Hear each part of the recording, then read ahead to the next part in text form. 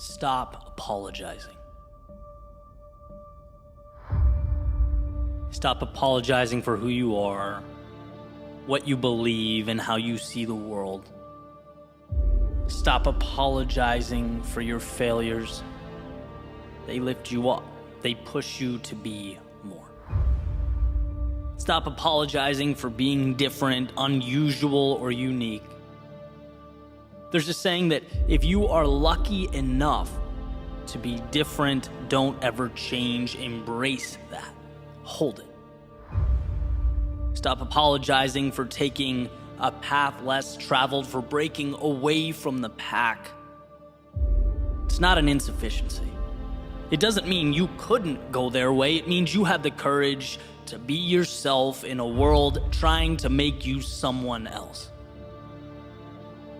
Stop apologizing for words that don't align with someone else's ideology or worldview. Your job isn't to appease or conform.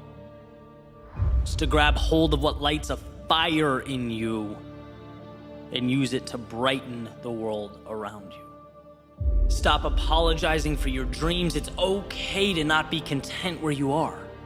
It's okay to want to grow, to become more. The roots planting them to the ground, they are not yours. And why waste the opportunity beyond the horizon of your current existence? See, having the courage of your convictions is like unlocking your mind. Realizing that, yeah, you have the key and you've had it all along. No one else gets to set your parameters. They don't get to tell you what's right or what to believe. The people around you are not moral arbiters. They're not protectors of truth. Remember that. Remember that no one knows better than you what's best for you. That's why there's power in intuition, in following your beliefs, your strengths, in doing what makes you happy, relentlessly pursuing what makes you feel alive. The thing about dreams, ideas, potential, they're always meaningless until they're not. See, everything is crazy until it exists. So protect it. Don't bow down to pressures of now simply because you have not yet built tomorrow. You will. If you want it, you will. Some messages, they are incredibly simple, and this, my friends, is one of those. You have everything you need to become who you want to be.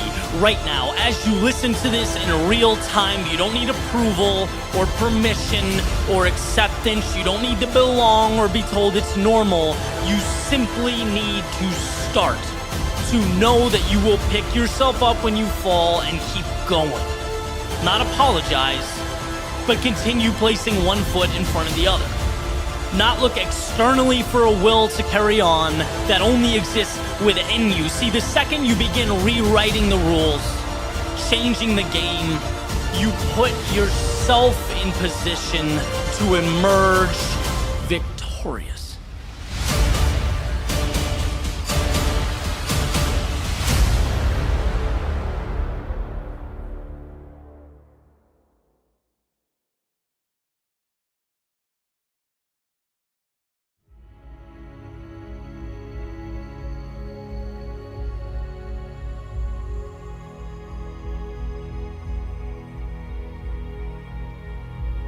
If you have built your castles in the air,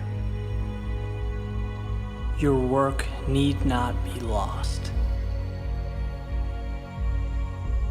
That is where they should be. Now put the foundations under them.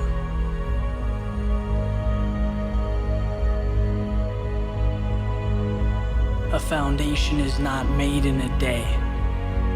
It's not flimsy or weak. It's what holds everything together, and without it, you have useless pieces. Thoreau mentions a castle in the air, a goal. The answer resting above us, hovering over everything and everyone.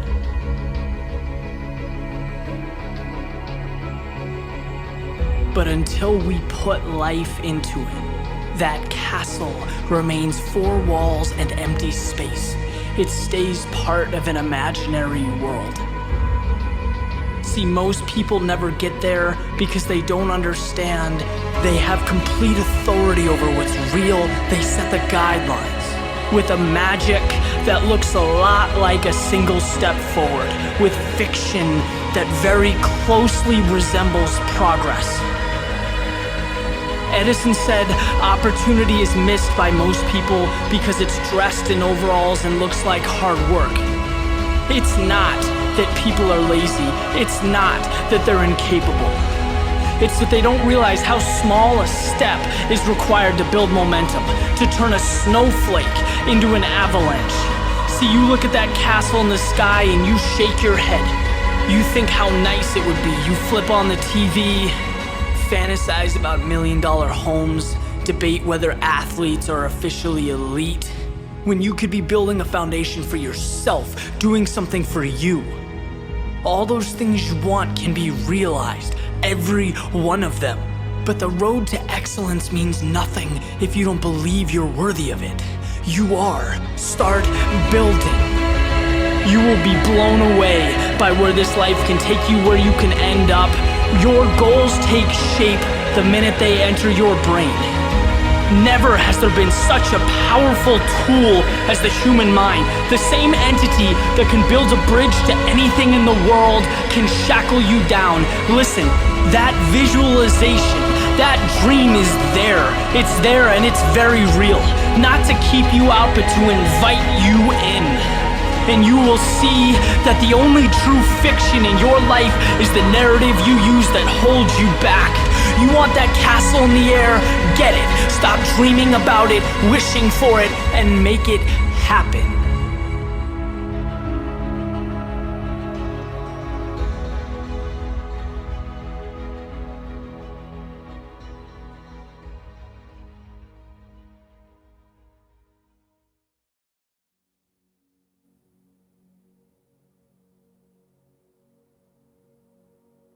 There's an old quote that states 80% of life is showing up.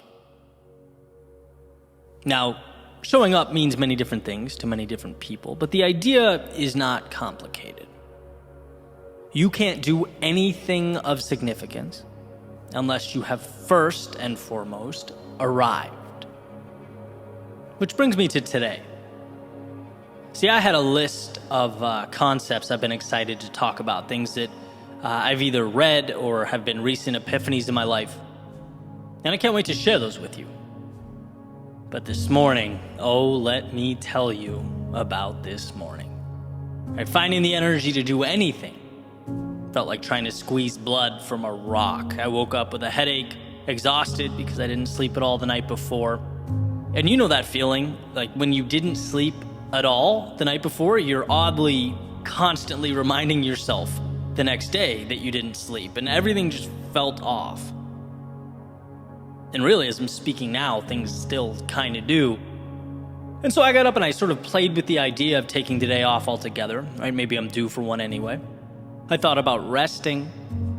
The little devil with the pitchfork on my shoulder continuously reminded me how great sleep would feel. And I was sitting there, kind of weighing my options. Took some ibuprofen, started the coffee, sat down on the couch, just kind of looking at the wall, what to do. But realistically, I knew. And I want to explain why.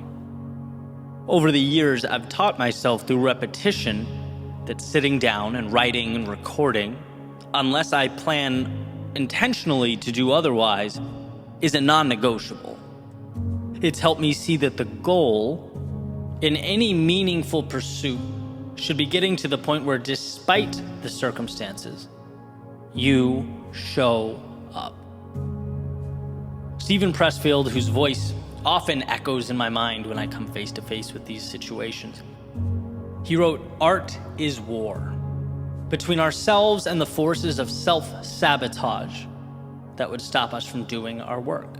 The artist is a warrior." Artist being anyone bringing something to the world that does not yet exist.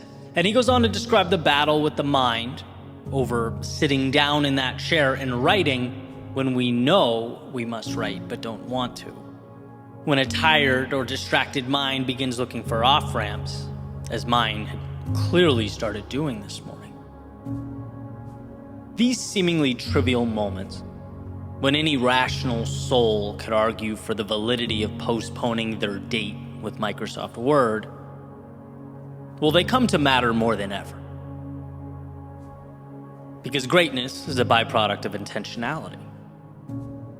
If you become accustomed to breaking promises to yourself, if you leave that door cracked for exceptions here and there, it will ultimately be kicked open.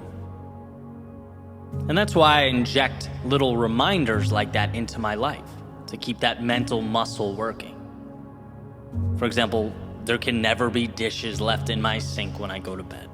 Why? Because if I skip it once, there will always exist reasons to skip again. It's a very easy thing to not care about. Because here is the reality. Progress is a lifestyle. Growth is a lifestyle. At least if we're talking about any meaningful type of evolution. I just finished reading It Takes What It Takes by Trevor Moawad. One of those 3 to 5 hour listens on Audible, depending on how fast it's playing. It really packs a punch. And I'm going to be diving into a few of his concepts a little more in the coming weeks, but one thing he discusses that I found incredibly valuable is the illusion of choice. And what the illusion of choice highlights is that there are a set of behaviors that must be carried out to be effective. The idea of alternate routes is an illusion. There are no choices when it comes to what's necessary. We know what must be done to win. Now, knowing that is one thing. Knowing that and having to propel yourself to action when you feel like garbage is something different entirely. But that's why it's so valuable to get to that place where you can take the emotion out, remove the internal deliberation, and automate the things you know are going to help push you to be that better version of yourself. In other words, you show up for you, period, and that is a non-negotiable. That's the level we all need to get to. And I'm thinking about this, drawing parallels to a lot of different aspects of my day, right? The interval training I have this afternoon. When you're exhausted, 40 minutes in, and are switching from squats to mountain climbers or whatever it is, right? Instructor makes the announcement. I don't think about anything. I don't give myself a chance to try and rationalize any weakness. I know, if this is important to me, keep that door shut. No thinking, just doing next. Simply doing what you always do, what you've signed up for, cannot be self-perceived as some monumental sacrifice. No, it's just what you do. It's neutral. Sometimes you feel like it, sometimes you don't. But you do what you do. And that puts you on track to accomplish some incredible things. And so remembering this ultimately pushed me through that studio door this morning and placed me down right in front of my mic. Sure, I had to adjust some things. Definitely picked some, mellower music. There's going to be no crescendos today or my head will explode. But this is not torture. In fact, I'm really happy with the way the episode's turning out. I would have missed out on something that I think is going to be pretty valuable in a variety of ways. But what I'm telling myself is that this is not a victory. It's certainly not defeat. It's just what I do. And so the question worth asking yourself when facing the adversity life presents, in whatever arena you are in, is, are you willing to show up for you? Can you turn that internal deliberation switch off when it comes to the necessities before you? Minimize that rationalizing that I battled with this morning. We don't need or want that. There should be no thinking, no cracked doors, no metaphorical dishes in the sink. If you decide something is important and you sign that dotted line, when it's time to execute, you act. And then you move directly onto the next. The goal is to not even negotiate with weakness. Now, that's not to say Pressfield's aforementioned war of art won't rage on as you journey to the new horizons you've set out for. But just like anything, it's an understanding that will help you focus, will help you say no to the distractions and the minutia, and continue writing your story, constructing your reality line by line and piece by piece.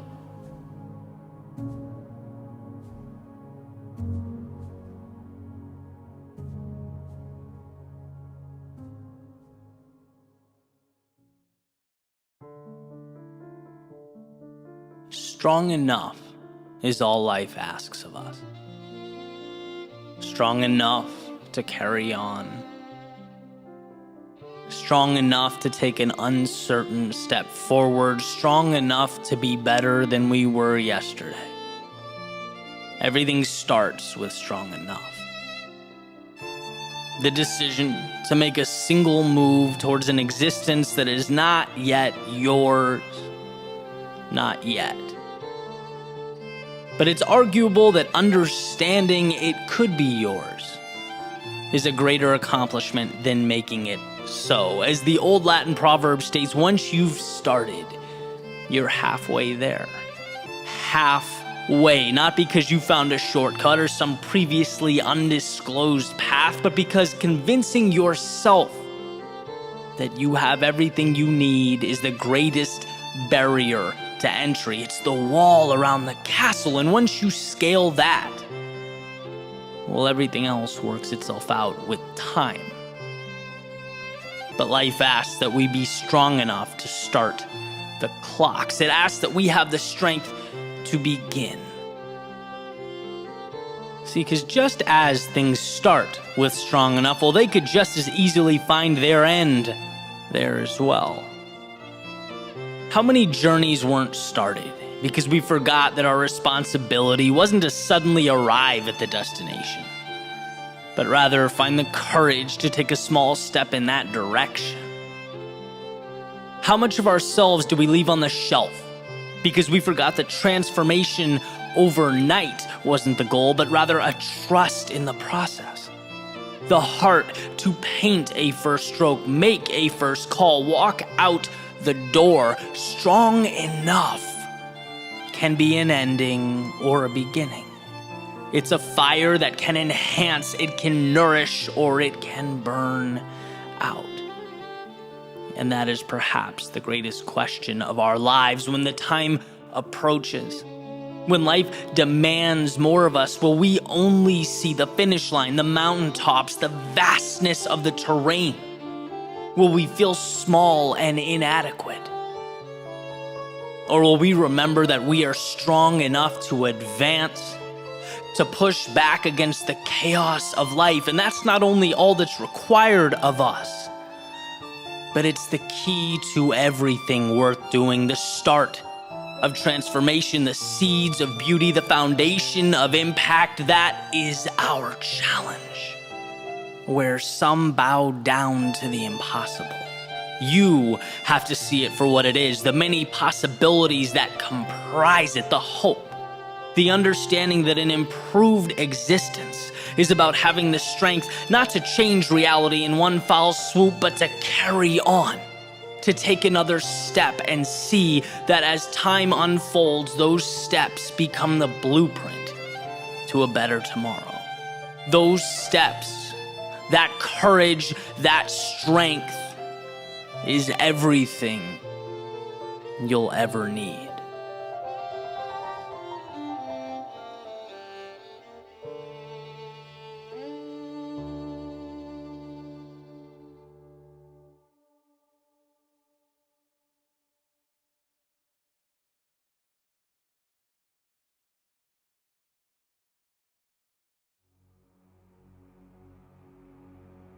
The difficulty we face in life is not personal. If you remember this, you disarm every adversary, obstacle, every complication you'll ever face. So, quick story. Recently, I was renewing a lease for my apartment. Something that usually is pretty simple, right? Only this time, things were not simple. Confusion, chaos, misunderstanding after misunderstanding. I received emails and letters saying, you need to provide these documents in order to renew. You need to have XYZ information submitted to us ASAP. And I'm sitting here thinking, guys, you have all this info, right? I've lived here a year, same guy, let's put two and two together. And after a while, I started to get truly annoyed. Eventually to the point of taking it personally. So I stopped what I was doing and go down to the front office thinking I'm going to go scorched earth here. I really wanted to emphasize how absurd and ridiculous all this was. I opened the door and just kind of stop in my tracks. First thing I see is a crowded room filled with tenants asking for things, making requests, looking for info. And the people that worked there were so patient and kind, running around doing their absolute best to make everyone happy and get everything done. And almost immediately I realized, Eddie, you made this about you. This is not in any way about you. Basically, I created this fallacy that because things weren't working the way I wanted them to, then there must have been some universal resistance, right? There's an idea I heard a while back that very rarely steers me wrong. It's that two things can simultaneously be true at once. So in this case, is there opportunity for these guys to tighten up a bit, bring more clarity to their operations and best practices? Yeah, certainly true. But on the other hand, was building this up as a them versus me match in my head dumb and counterproductive? Yes, also true. The world will always provide adversity, right? That's not news to anyone. It's just what the world does. That adversity will take 1,000 different shapes and appear in infinite number of ways. But here's the deal. Life is neutral. Things just happen. They aren't good or bad. They just exist in the ether. We, as storytellers, decide to put a charge into things. We decide whether it's happening to us or for us. We choose. And that's the takeaway here. There's power in remembering not to take things personally in any aspect of life. Because when we do, we actually lose our grip on reality. We become emotional and not rational. And this is visible everywhere.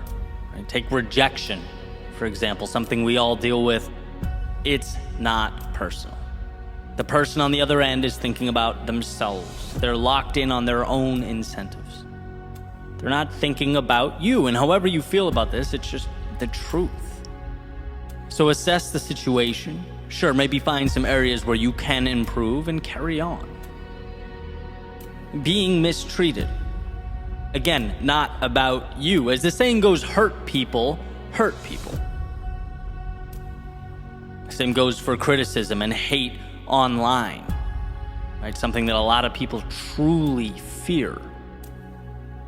It will almost always be true that people who are more accomplished than you or further along in their career trajectory won't waste time bringing you down in the comment section. No, it's people saying things hoping that their comments will get approval and attention so they can feel validated. Their actions are being carried out for, ready for this, themselves. And to misdiagnose or take it as a shot to the heart, well, that's creating a battle scenario that doesn't need to exist. It's not them versus you, it's them versus them. You're just in the crossfire. Now, does this perspective or point to not take things personally mean that we abdicate personal responsibility Does it mean we say, well, it's not me, it's the world, so not my problem? No, of course not. Right? This perspective gives you the power to do the right things and the necessary things because you understand that the problems you face are not a giant indictment of you as a person. Getting angry creates a scenario where, you reallocate your energy from doing what's best for you to instead being mad at him or her or this group or that circumstance or the world in general. Bad things happen, and by the way, they happen to everyone. Everyone gets rejected at some point. Everyone gets let down by people close to them at some point. Everyone loses their way at some point. Everyone has their expectations fall short. Everyone has pushback. It's not just you. It's the world doing what the world does.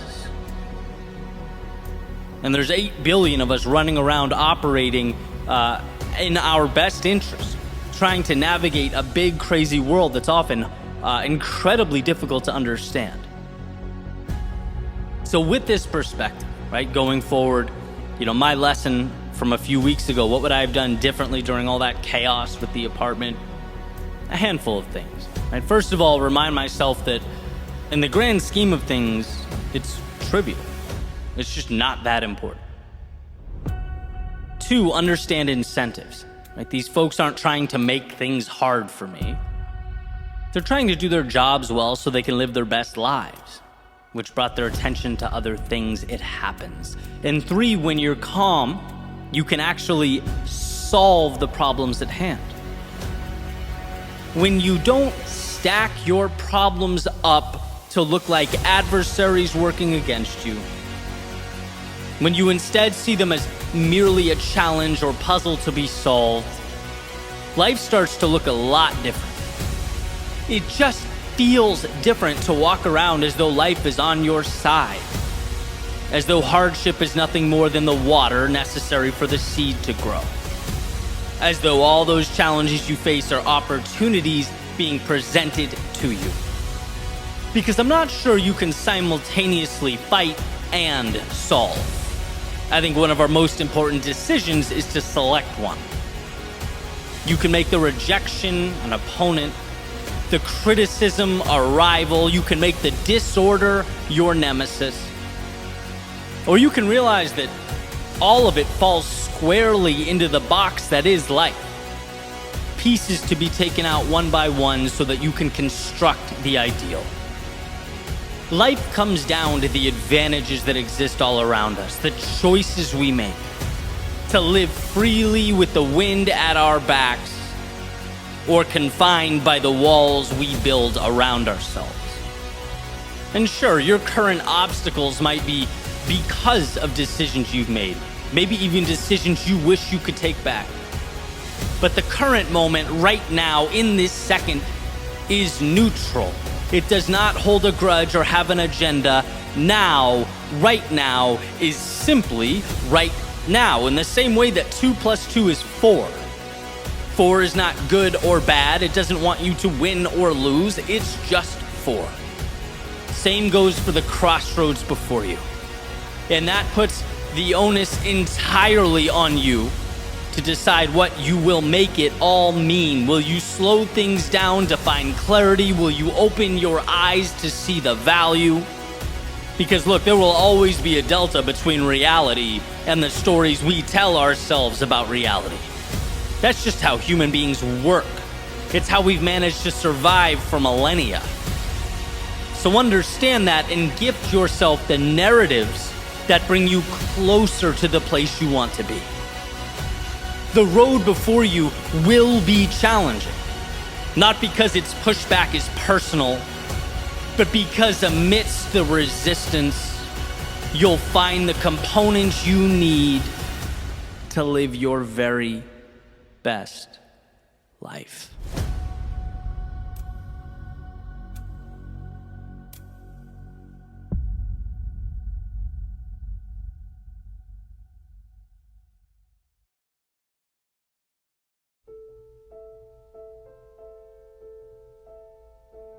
You're right where you need to be. Sure, you have your doubts. Perhaps you feel tired, alone, fearful. Maybe you're trying to make sense of a world that feels too complex, where all you see and hear are reasons to turn back, to find shelter, to run. Don't. Regardless of how hard it seems, don't. You are right where you need to be. Turning thoughts to things, making life from dreams. What makes change so interesting, so powerful yet deceptive, is that it comes to us in small doses. Not a tidal wave of transformation, but a slow, steady, rising tide of progress. No one feels the tug of erosion, yet it chips away. And so do you. Removing piece by piece the old you, the world you're moving away from, and piece by piece, you unveil the promise of your becoming. You may not see the whole picture. You may not understand the whole story, but right now, in real time, it's being told. And you are right where you need to be. We just weren't equipped to understand what that looks like. It's never been what you see that makes you uneasy. It's what's missing. That's what hurts. The solutions you wanted, the changes you expected, the finish lines you envisioned. It's the wondering, how long must I wait? Did I make a wrong turn? Is the joke on me? But it's this line of questioning that causes so many to stop, unaware of how close they were, ignorant to the foundation they were standing on. What you need is not a miracle. It's to simply carry on, to keep laying those bricks, because not a one is wasted. And sometimes you don't realize you're on the 80th floor until you look down. That climb can be frustrating, exhausting. It isn't always glamorous, but it's necessary. And strength comes from understanding that truth. You are right where you need to be.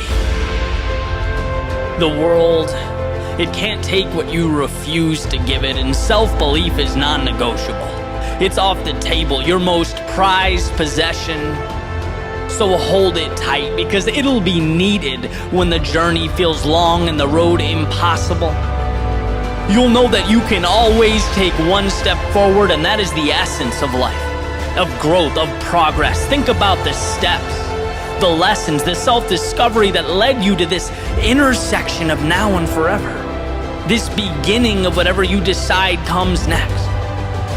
You are right where you need to be, because you are armed with the decisions that brought you to today and the courage to let them carry you into tomorrow. You could be anywhere, but you're here. And as you strap up and settle in, you'll see that right here is everything you need.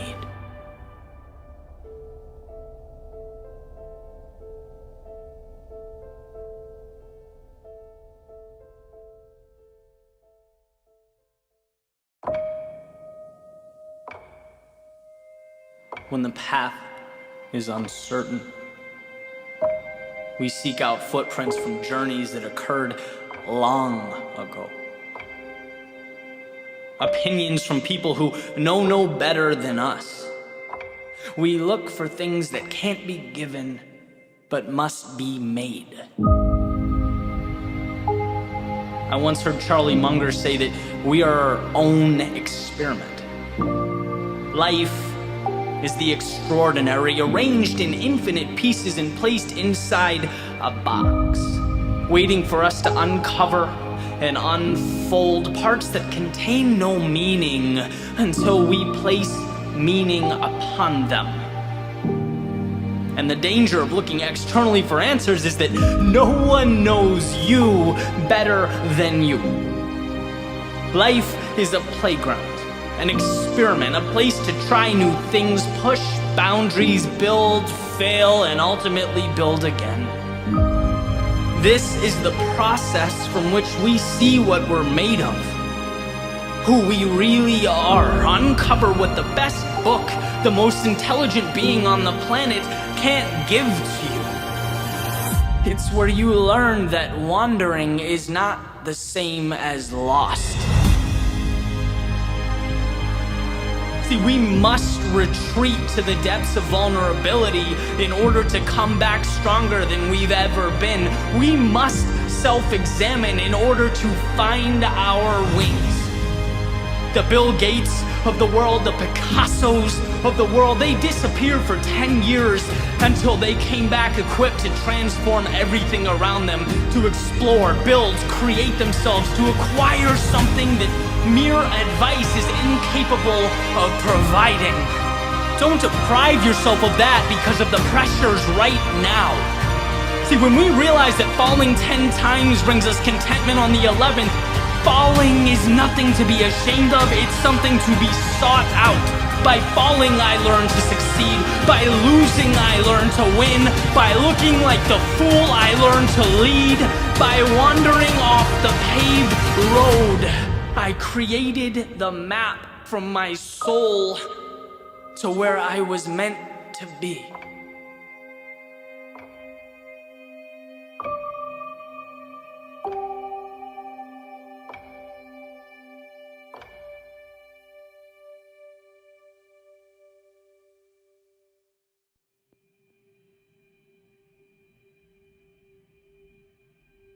Mark Twain said the two most important days of your life are the day you were born and the day you find out why. The first gets you into the show, and the second asks, what will you do with your time here? What will you make of this sunrise? Because we only get so many. And I think there's immense value in understanding that each and every one of us are here to leave this place better than we found it. To stand up when we could be sitting down, step out, and make something of the chaotic and often hard to understand world around us. When you realize the miracle that is your existence, when you understand the almost impossible odds of you being here, thinking, feeling, breathing in the air around you, you begin to see the value of today. Because it's not an obligation, it's a currency, the most precious of commodities. Today is your time to step into that new version of yourself, to see something more so that you can begin the process of creating something more. Because the truth is, life will always be what you decide it is. If you walk up to your window, look through the blinds, and decide what you see is the finale, the final script, that's exactly what it will be. But if you see right now as a beautiful beginning, the initiation of the ride of a lifetime, a transport to the next version of you and the next and the next, then you are signing up for a world without limits. A world where you can feel what it's like to be tested and endure, to be lost but find your way, to build something meaningful out of the seemingly meaningless. That's why you're here. That's what it means to truly live. Today is your day, your chance. Don't let it slip away from you. Don't be fooled into thinking it's less than it really is. It is your ticket to infinity. A journey that starts when you decide it does. When you look out at that vast unknown and say, I'm not going to settle for anything less than a life of adventure. I want the challenges, the turbulence, the losses, and the battles. They will bring me to a place I could never have arrived at otherwise. You get from life what you give. So give it all. Leave no path unwalked, no stone unturned.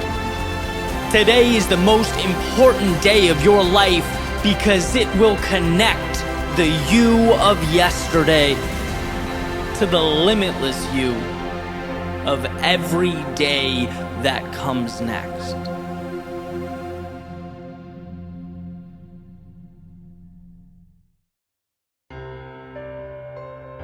We have a desire to define that which is often undefinable. When it comes to life and its highly coveted outcomes, assessing the things that we want, we use probability to solidify things that are entirely fluid. For example, you often hear about the odds of becoming a professional football player, the odds of becoming a CEO, of going to Harvard, making 6 or 7 figures, numbers that often paint a picture of why you can't. Right? When you hear only one in however many millions of people accomplish something, the intent is to show you that you're more likely to fall into the millions bucket than the one bucket, to show just how rare or difficult or out of the ordinary achieving that thing would be. Almost like they're being compared to a lottery, a random number generator, luck, a pursuit in which you have zero control.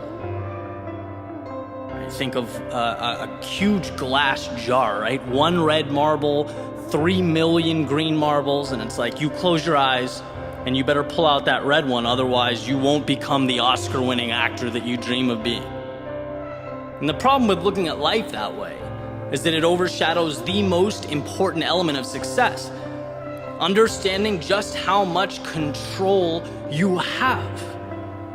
The one in however many hundreds or thousands or millions wasn't born that red marble in a jar full of 3 million green ones. No, he or she just did things differently, lived differently. They didn't relinquish control, they took control, and that's the difference. That's what matters. The lottery is sitting back and hoping your numbers pull. In real life, you create your own probability every day, every minute that goes towards working towards a goal. That means you get closer.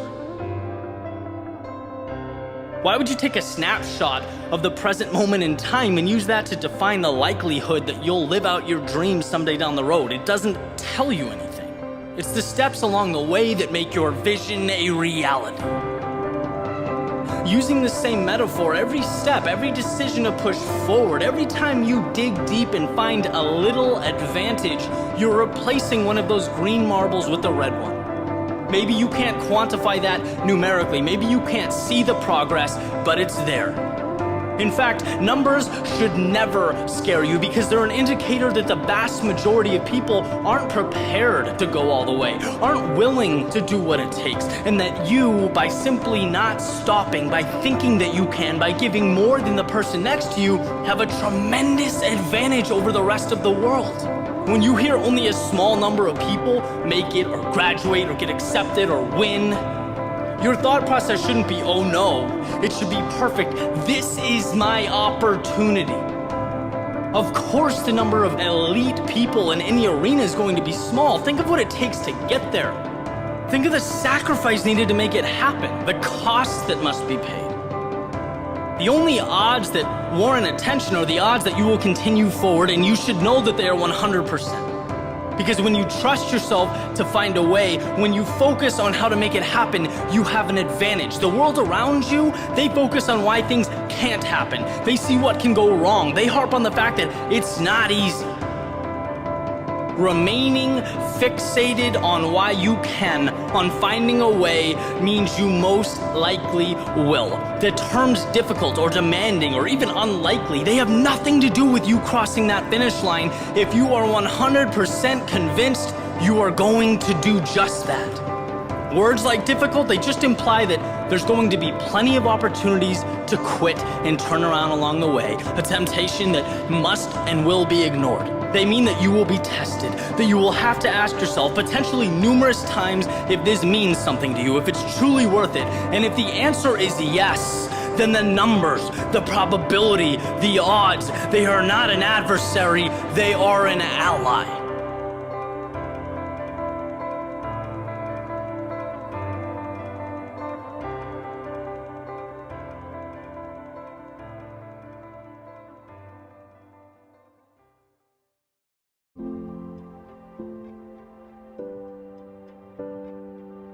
You can allow yourself to be distracted, or, as Robin Sharma suggests, you can do incredible things, but you can't do both. You can stay where the safety and security is, or you can risk what you have in pursuit of your dreams, but you can't do both. You can remain the character depicted in yesterday's story, or you can take those lessons, experiences, and craft a new story. But you cannot do both. Life is a game of trade-offs, where any decision to go in one direction is a simultaneous decision to not go in another. A commitment to X is necessarily a rejection of Y, at least in that moment. Making this question all the more important: what is your North Star? I ask because everything you do is bringing you closer to or holding you back from capturing it. One of my lifelines over the years has been clinging to the quote or idea that simplicity is the ultimate sophistication, right? Consistently trying to arrive there. Why? Because when things get complex in my life, I don't know what I'm choosing. Clutter means I've lost sight of what's necessary versus what's trivial. I become unclear on those critical trade-offs I'm making. And we've all experienced this, right? The simplest questions are always the hardest to arrive at. We can talk in circles about the details, but how often are we honest with ourselves about the why? I remember job interviews in college going on and on about the books I read, the papers I'd written, current events, but then falling flat on my face when asked, so who's Eddie Pinero? A dude doing an interview? Like, what do you want from me? My brain had never gone there. Or even less formal, I'll never forget a friend of mine a few years back asked me what my perfect day was, just casually as we're driving. I said, I don't know, Tom, I've never really thought about that. He goes, then how are you ever supposed to have a perfect day if you don't know? And how simple. Simple and simultaneously incredible. Who wants a life without perfect days, right? Like what is all this for? The world is infinite, and you can be ruled by its variability and its complexity. You can run around adhering to all its rules, hoping you're doing the right thing, whatever that is. Or you can identify, carve out, and rule over your own little piece of it, your own kingdom. You can choose you, if you take the time to uncover who you are, what lights you up. And then, as Emerson advocates, hitch your wagon to that star. The best investment of our time is to truly understand and decide what we should be saying yes to. Because if we don't know what matters, then nothing does. Here's a famous dialogue from Lewis Carroll's Alice in Wonderland. Alice, would you tell me, please, which way I ought to go from here? That depends a good deal on where you want to get to, said the cat. Well, I don't much care where, said Alice. Then it doesn't matter which way you go, said the cat. Well, so long as I get somewhere, Alice added as an explanation. Oh, you're sure to do that, said the cat. If only you walk long enough. Beautiful passage. If you don't care where you go, any road will take you there. And see, it's not wrong to not know. It doesn't make you bad or mean life is a waste of time. It just means you're taking a large portion of control, which is one of your superpowers, and tossing it up into the ether. It means you are bowing to hope. And I know that no one here wants to live every day merely clinging to hope. This is not a we'll see how it goes channel or podcast, right? This is about the little changes that take life from a 6 out of 10 to a 9 or a 10 out of 10. It's about using what's around us to maximize the miracle we are living and breathing every day. Again, life is complex. So for you to take the time and simplify, to remove what's unnecessary, what an advantage. Yeah, I could do this or that. I could go here or there. But guess what? I've spent the time thinking, asking myself the tough questions, and now I can be more deliberate in choosing my path so that I arrive at a correct destination, a destination that belongs to me, that means something to me, that lights me up and excites me. That's living. And of course, this isn't a one-time light bulb moment, a permanent move. No, as we grow, we change. What we want shifts. Hey, sometimes the current path even reveals itself to be the wrong path. It's happened to me plenty. But when you're consistently in tune with what matters to you, who you are, you can make the adjustments. You can be deliberate. No more shooting targets in the dark because life is too short. Our days numbered, our arrows finite. Live life like each day means something. Because each day is transporting you to your something. Let's use the pieces around us to build our own skylines, etch our own stories into the sands of time. If a decision to do one thing is a simultaneous decision to not do something else, make sure to have that North Star in scope so that you don't, amidst that chaos of life, unknowingly turn your back on it. Ask yourself who you are and be as patient as possible working for that answer. Because as far as I can tell, that information is the key that unlocks infinite possibility. It's knowledge that opens the door to life on your terms.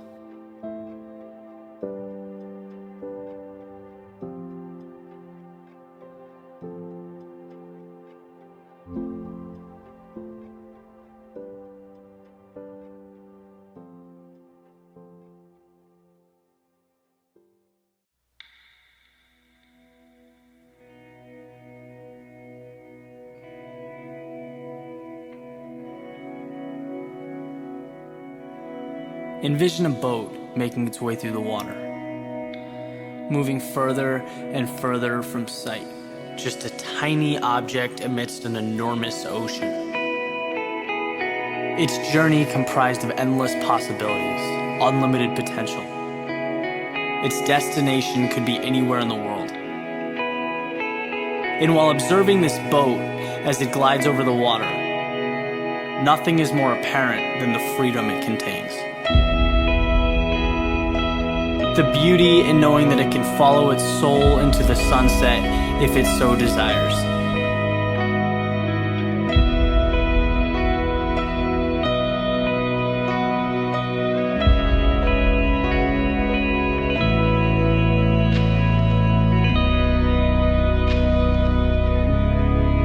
And as you look on to this phenomenon, you'll notice that it sheds no light on where the boat has been, nor on what has brought it to this point. You won't see the wrong turns taken, the mistakes made, nor the obstacles that were overcome to get here. What you will see is a seemingly fresh start, where every second of every minute is a new opportunity for the boat to go where it wants to go, to be what it wants to be. its wake has no impact on its course. This is one of the most beautiful things about being alive.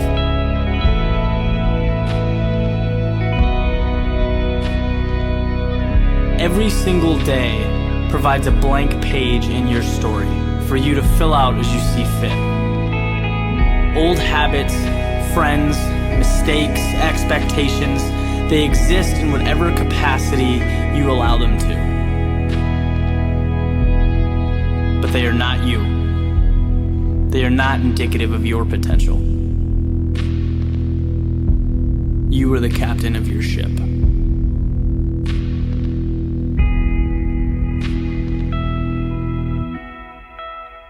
Set sail.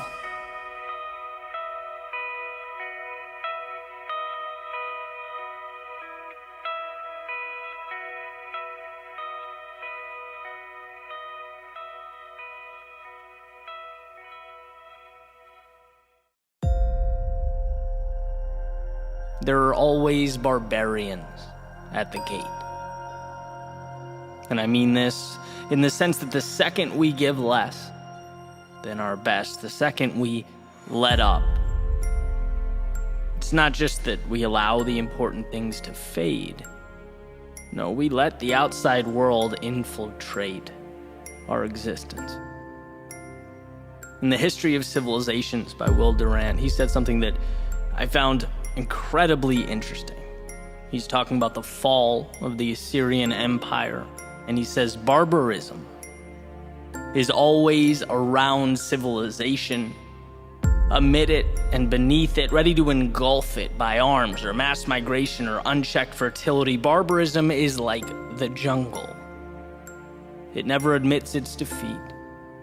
It waits patiently to recover the territory it has lost.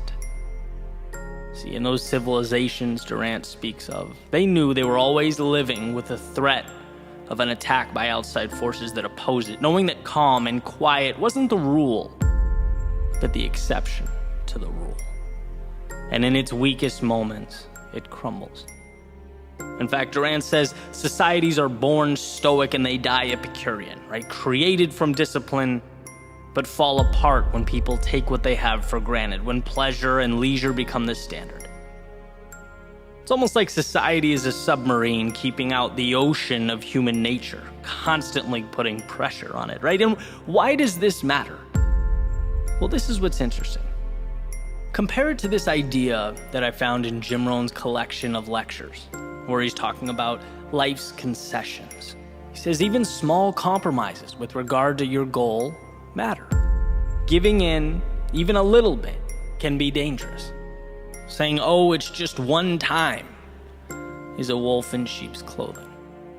Because it begins the process of the downfall. Plants a seed, it cracks the door for those barbarians waiting patiently outside the gate. The ones who know discipline is not guaranteed. Discipline is built, manufactured, it must be protected. It is the exception to the rule, and they are chomping at the bit. Given the slightest opportunity, they will bring it to ashes. And this matters because it's up to you to protect that which is worth protecting. You ever have one of those days or weeks that are insanely productive or enjoyable, and you just think, this is great, I need to do more of this, I need to sustain this. And then time goes by. The outside world sneaks in, and the prospect of continuing that routine slips away, crashes, because parameters were not created, because you let it slip once. And once doesn't mean you'll pick up where you left off. No, once is whispering to your subconscious that it's okay to concede. It says, oh, it's all right, I'll stray from my path just for the important things. I'll only crack the door for the barbarians when I need to. But now you're in an interesting situation. How do you measure when it's important enough to quit or stop or cheat? And trust me, I understand that life is complex.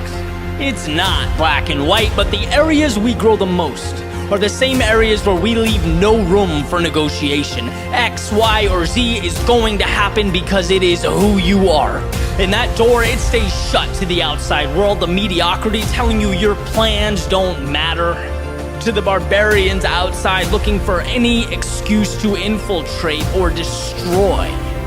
And see, the point is not to avoid fun or leisure or the enjoyment of life. No, of course not. What I'm advocating is that we highlight the aspects of life that are non-negotiable, the things that mean a lot and are therefore subject to the ever-reaching arm of retreat.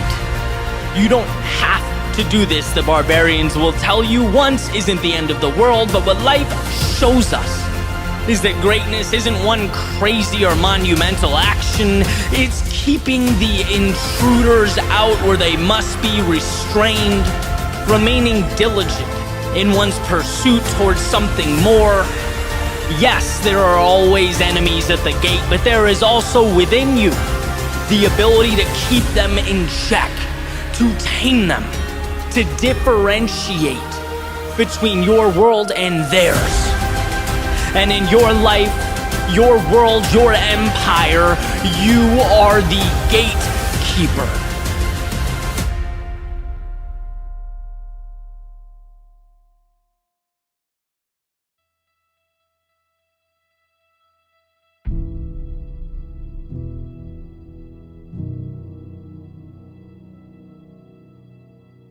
Time waits for no one. Look, the earth will continue to spin, the sun to set, clocks to tick. There are no perfect moments, only moments, waiting to be interpreted by those passing through them. And as a raindrop in this thunderstorm, an actor in this play, the only rational question in my mind is, if time will not wait, why should I? If time will continue its steady march, why let it leave me behind? I'm in my mid-30s, and here's what I've already seen. I've already seen songs I grew up with, referred to as classic rock. I've seen some of my childhood sports heroes struggle to throw a first pitch before a baseball game. I've seen a substantial portion of my social interaction become digitized. I've seen once forever people in my life fade away and become memories. I've audibly laughed at the ridiculousness of things that at one point I was sure were important. I've redefined the meaning of the word home in my life more times than I can count. In fact, the way I see the world and the way I see myself operating, and it continues to change.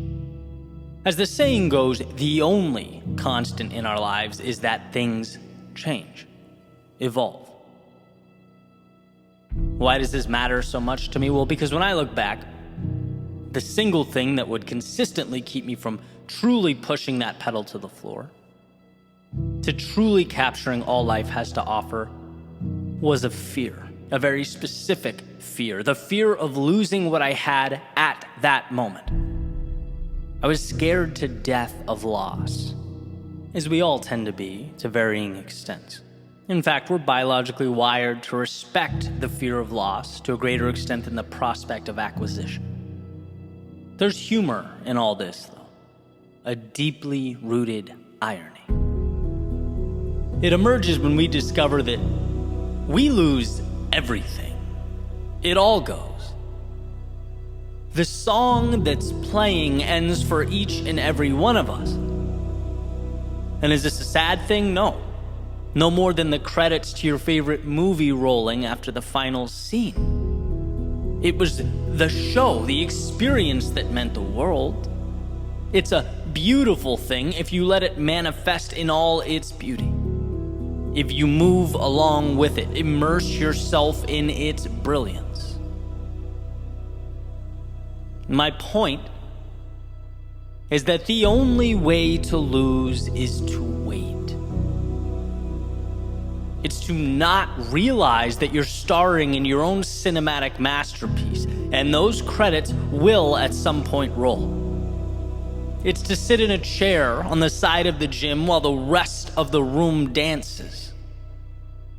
Life is finite, and the power is not in a flawless existence. It's in understanding to our core that there is nothing to lose, that the window is small, that we should carry out the human equivalent of a fireworks show. We should be obnoxiously bold, absurdly courageous. We should go, live, try, experiment, explore, build, create. And yeah, sometimes you'll fail. And sometimes you'll fail spectacularly. But sometimes you'll triumph. And along the way, the mistakes, they become wisdom. They become courage. Both of which are integral to any meaningful grand finale. And as I make my way around the sun for the 36th time, the priority is to remember that these rides are not forever. They are precious. And that I have the strength to live accordingly. Fearlessly, courageously. My hope is that you find it within yourself to do the same. To pull back the curtains and see now that failure was never the adversary. No, not even close.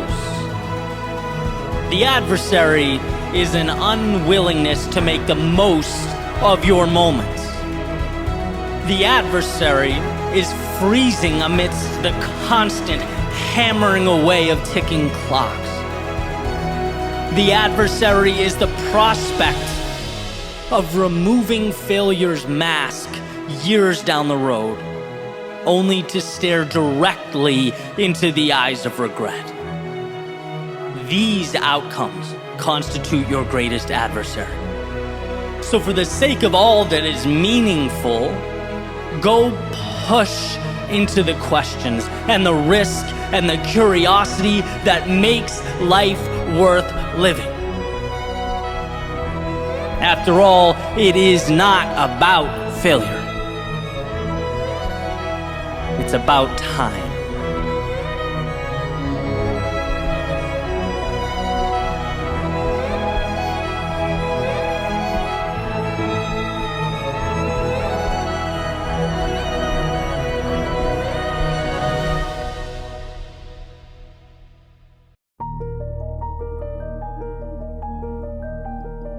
So this morning I was listening to one of my favorite artists. Her name's Rory, and she had this little segment of a song she floated out there. And over coffee, I could not stop listening to it. And in this song, she talks about giving up the ghost inside. Right? That voice in your head that says, you're not a good songwriter. Right? Or it talks about the age tightrope, where you're too old and you've missed your chance. Or you're too young, so you're not ready yet. You're an imposter in your own body. It's everything. Everything you fear kind of rolled up into one entity. The ghost, as she put it. Not unlike Carl Jung's idea of the shadow. It's everything we don't want to be but fear we are. There's a saying I came across. It said, in every story there's a hero and a villain, and in your story you are both. Which is interesting. And you have contained within you everything that will equate to your growth and your success and your happiness. You are your own knight in shining armor. But also, within you exists the very fear and the doubt that could cripple that evolution. It could take down all those things that make you beautiful, or at least be detrimental to their evolution. And why I love this particular message, why it felt so beautiful and real, was because it felt to me not a denial that our adversary exists within us, but that It feeds off of the energy that we give it, and that we can minimize its control. We can be stronger than those thoughts that attempt to weigh us down, those ideas that try and lessen our self-worth. In the book The Tools by Phil Stutz and Barry Michaels, they talk about this, the understanding that fear of being what we don't want to, the ghosts and shadows, it's not just you, but in every single one of us. And that repressing it or pretending it doesn't exist, ignoring it, just allows it to survive underground. It allows it to continuously slip through into every thought, every decision, and every action. But they ask the question, what if we call it out? What if we change the narrative from trying to capture the approval of the audience and instead focus on winning the approval of ourselves? Taking those fears and insecurities, and instead of running from them, staring at them, accepting that they will always be there because we're human. They don't control us, we control them. And according to Stutz and Michaels, that's what inner authority is about. Oh, hey, here are my insecurities right there. I see them. I understand what they are. But guess what? They don't get to drive this ship. Sorry.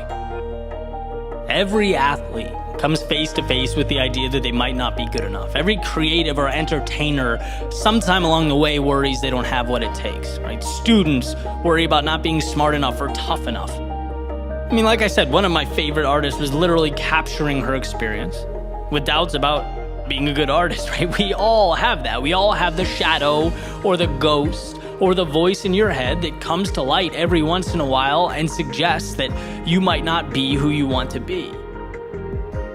And so the point is, don't think you're alone in those emerging thoughts, and most importantly, understand that they don't have control over you. They exist, and they always will. As long as we're human, they'll emerge.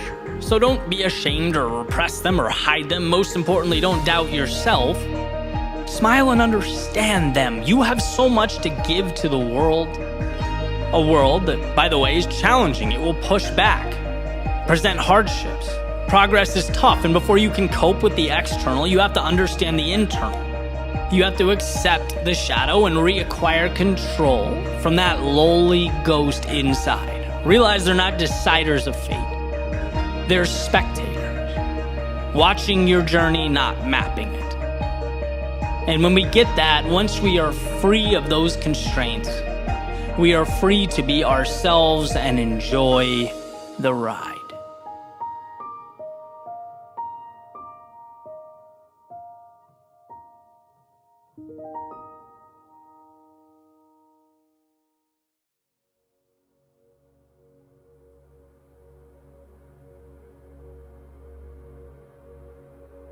You can be your greatest fan and also your biggest critic.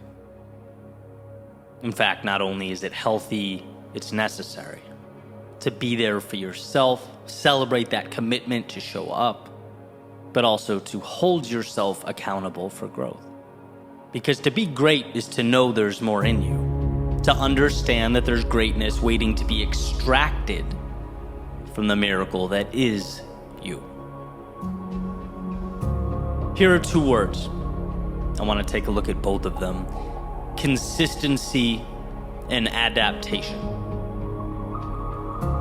Consistency first. Why? Because consistency gets you in the door. It's the cost of admission. Consistency is you showing up for yourself, day in and day out, creating mastery and competence through repetition, manufacturing a data set that will be used to guide your journey, taking a once stagnant idea and putting it into motion. Consistency is doing what you promised yourself you'd do when you said you'd do it. Why? Because that's who you are. You create goals and then conquer those goals. When your head hits the pillow at night, you may be tired, you may have struggled, you may have swung and missed, you may be wondering how things unfolded the way they did. but you showed up. So celebrate that. Celebrate yourself. Be your biggest fan. Because the world can't take your will to step forward and cannot seize your consistency, not without your permission. So other than part one, let's call consistency the commitment to show up for you. Now, the second piece, consistency's older brother, adaptation. See, that consistency, like we just talked about, it will get you in the door. It signs you up for the game, but it guarantees nothing. See, where consistency puts that pen in your hand, paper in front of you, pats you on the back, where consistency gives you a chance to write your story. One's level of success or achievement relies on their ability to adapt, to do the thing that's so hard for people to do. Look in the mirror and ask, how can I be better? I've been consistent for 30 days, sure. Here's what's right, here's what's wrong. Now it's time to adjust, to be critical, to understand that expecting more of the self does not in any way diminish the task at hand. It gives you room to expand into that next version of yourself in a way that simply showing up doesn't. Without a willingness to adapt, you get Einstein's definition of insanity, right? Doing the same thing repeatedly and expecting different results. You get day after day of wondering why this square peg won't just save us all the trouble and go into the round hole.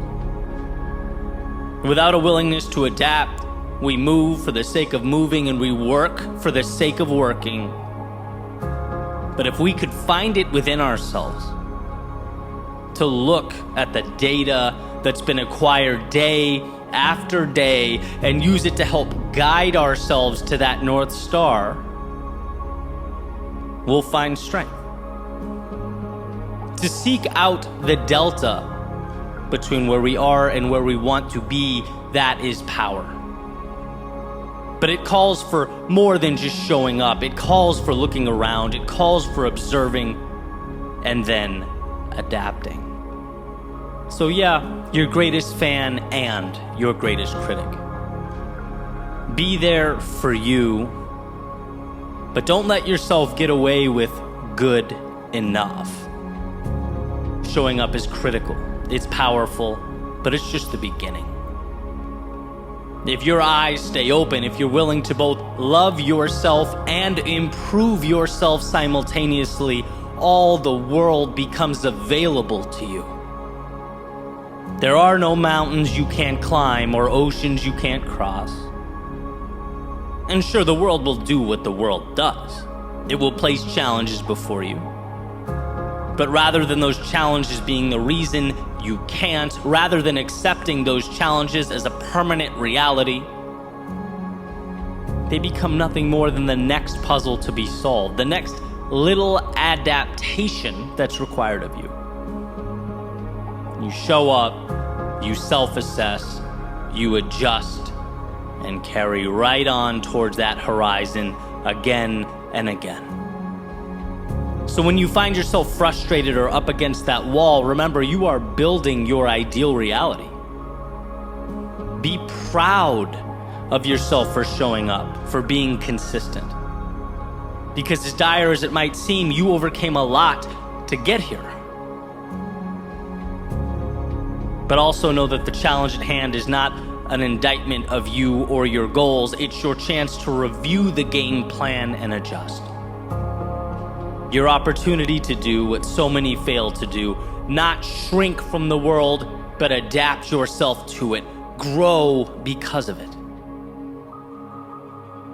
Today is your opportunity to take what the world gives you and build something new.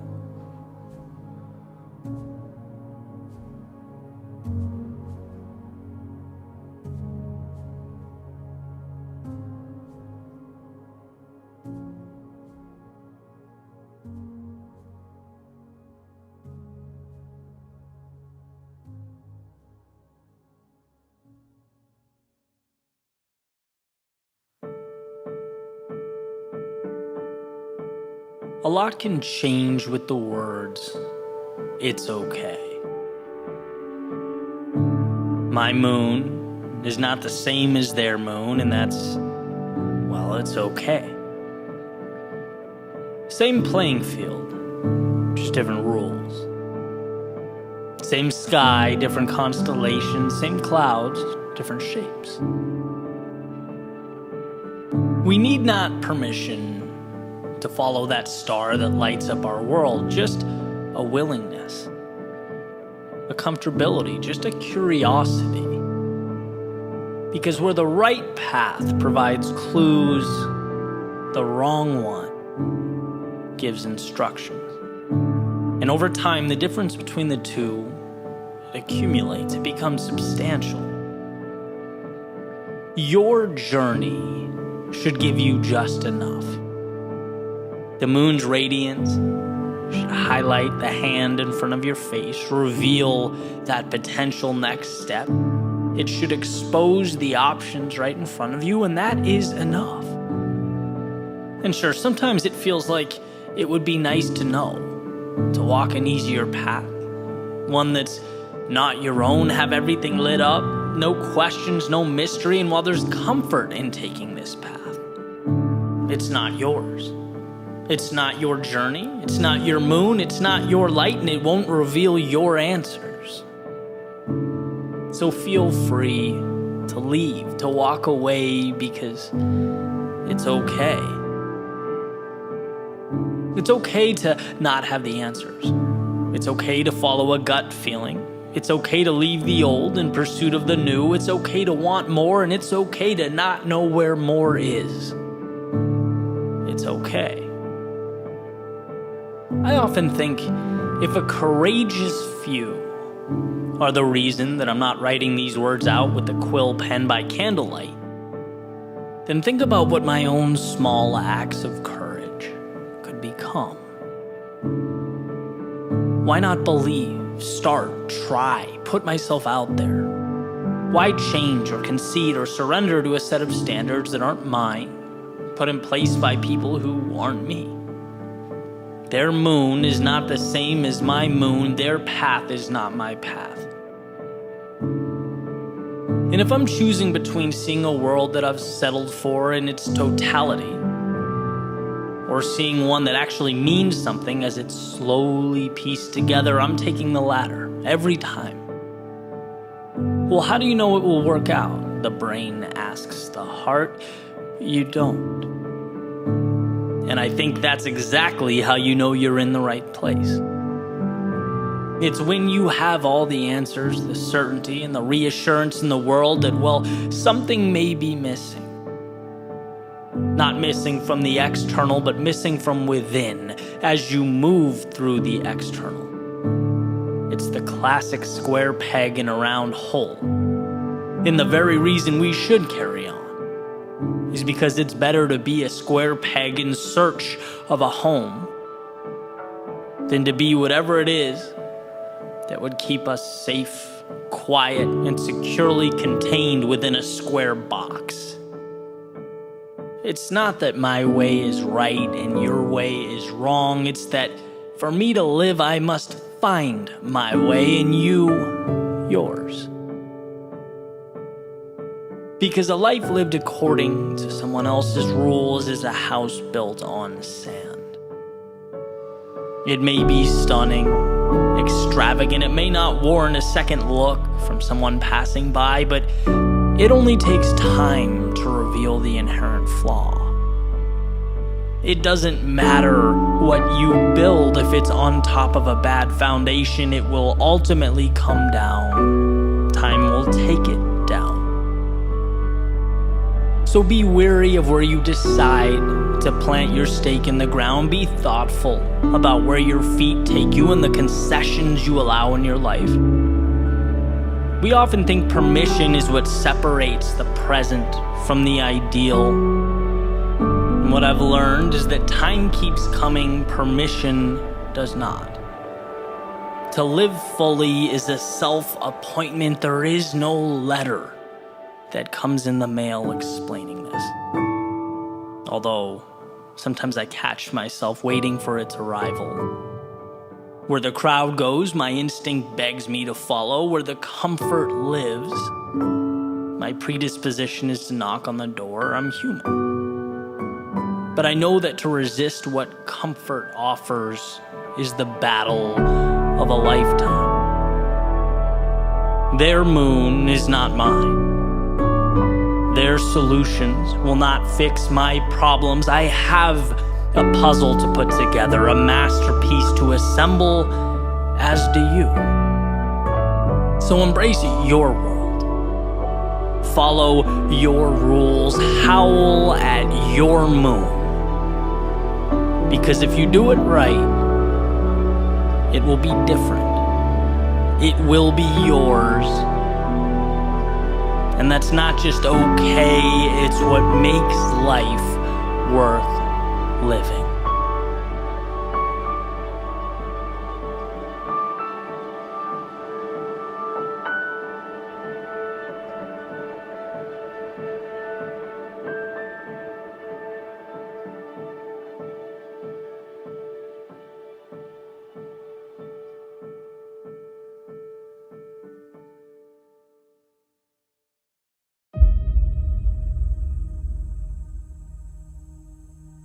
Show them who you are.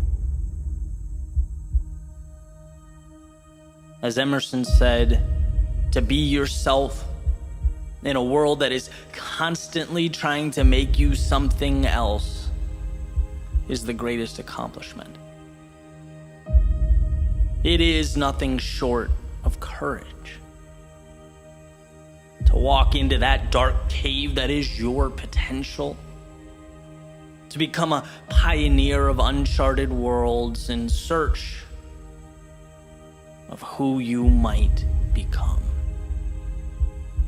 It is courage to leave what will be accepted for an idea that will certainly be misunderstood, at least initially.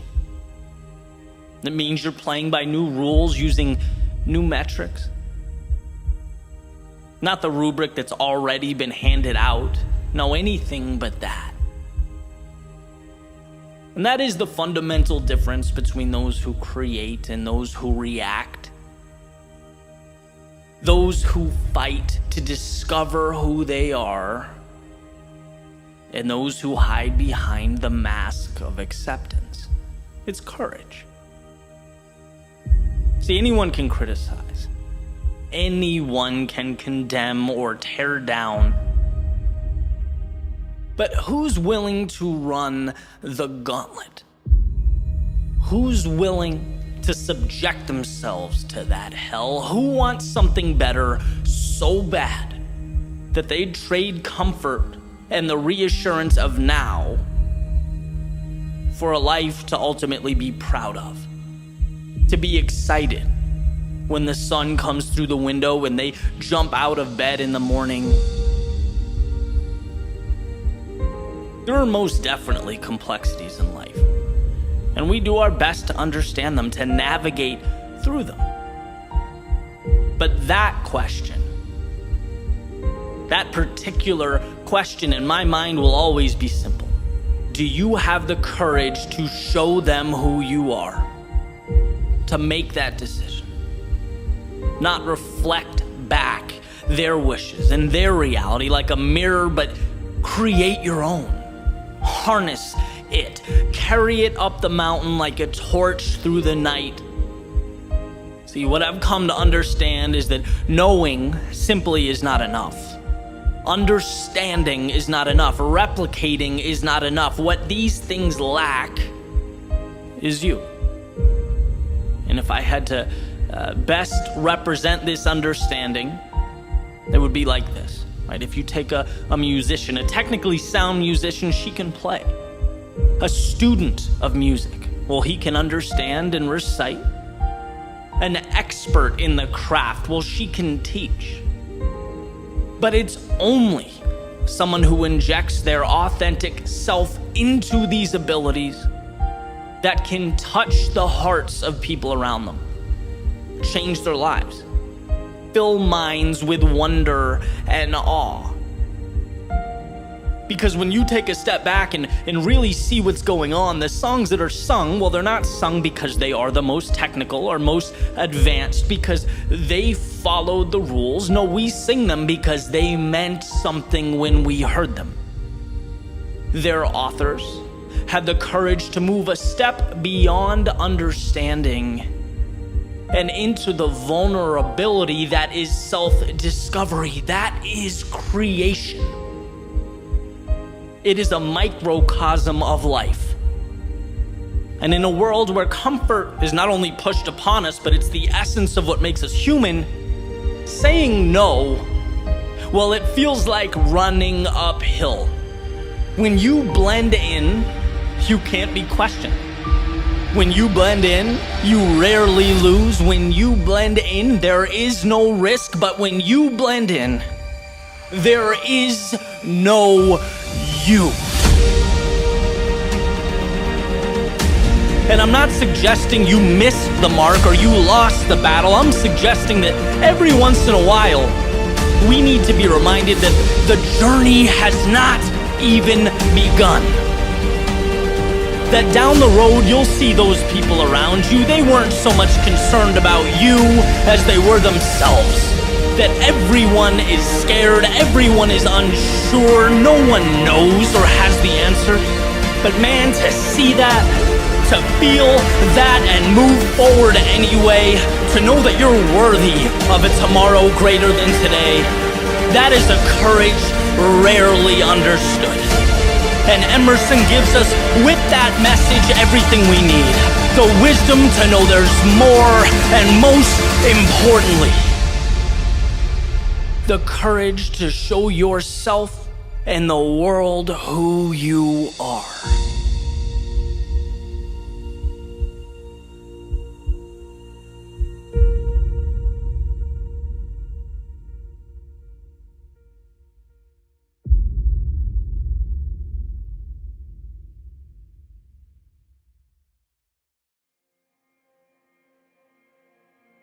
A little girl walked up to the edge of a river, took a piece of paper out of her pocket, folded it into a little boat, and pushed it out into the open water.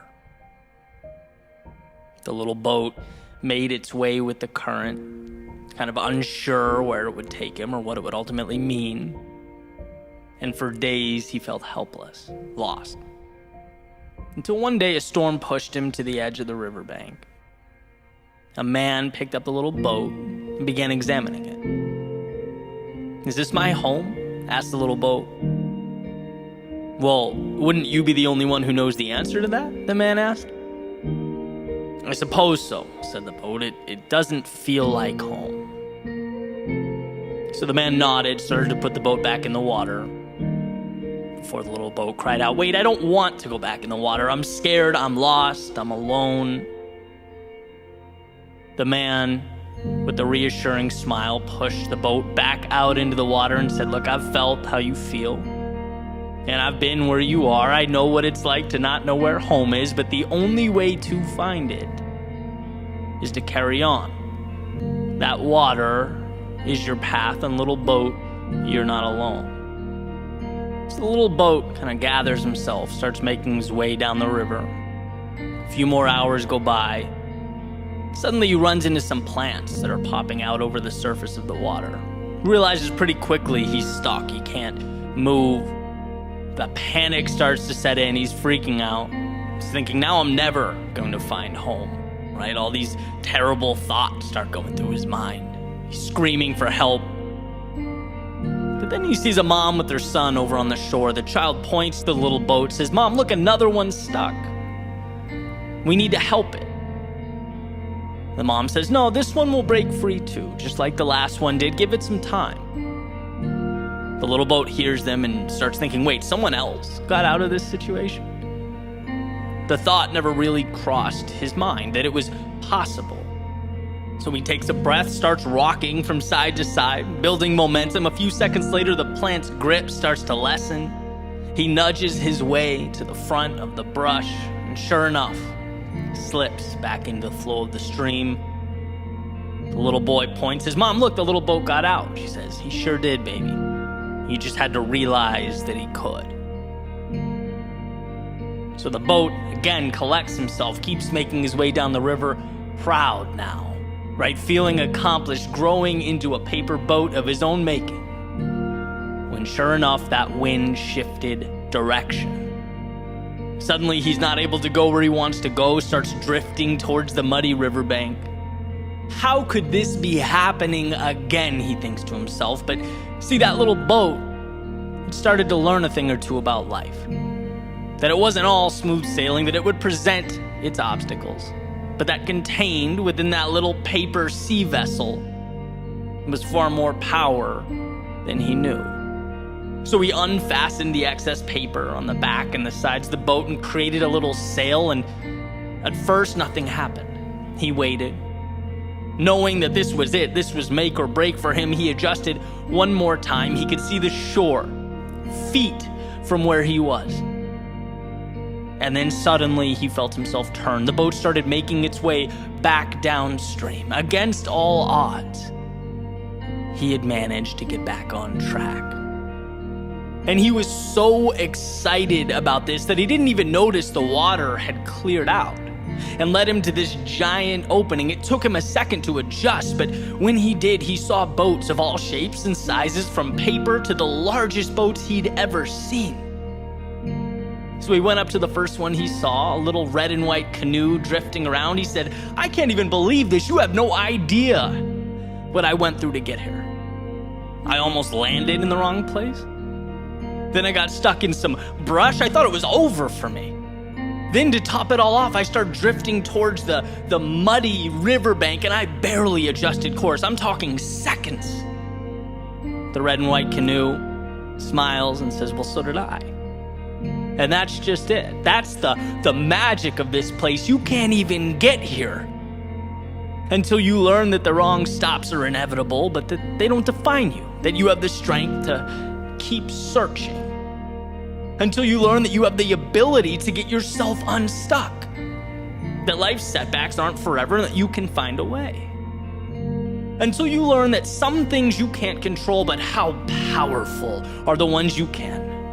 As the saying goes, you can't change the wind, but little boat, you can always adjust your sails. These are the things we all had to learn. Little boat looks at him and says, "But how was I supposed to know that?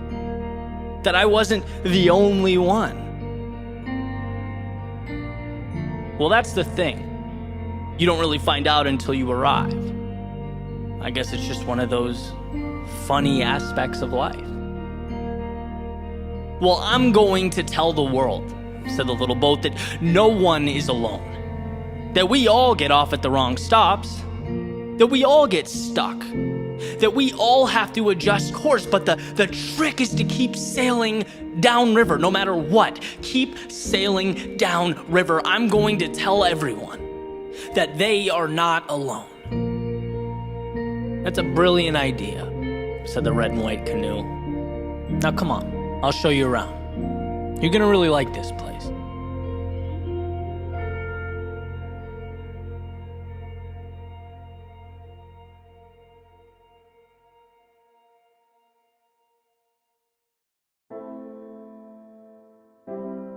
Your existence is derived from how you choose to look at the world around you.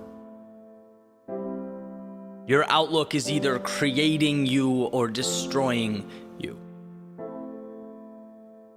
And we have to be cognizant of the reasons, the explanations, the stories we tell ourselves. We have to be aware of how we rationalize everyday occurrences. We have to ask, am I seeking out solutions to the right problems? What's the root cause? What's the actual reason? And we all find ourselves in ruts from time to time, right? We all have low points. For me, when I'm struggling, it's usually creatively. Drawing a blank or writer's block or whatever the case is. And it's funny, my mind always goes right to the external excuses.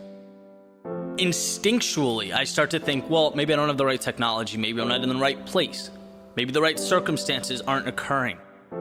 But when I force myself to step back, right? And dig deeper and really ask myself, what's the reason? Which is sometimes an uncomfortable thing to ask.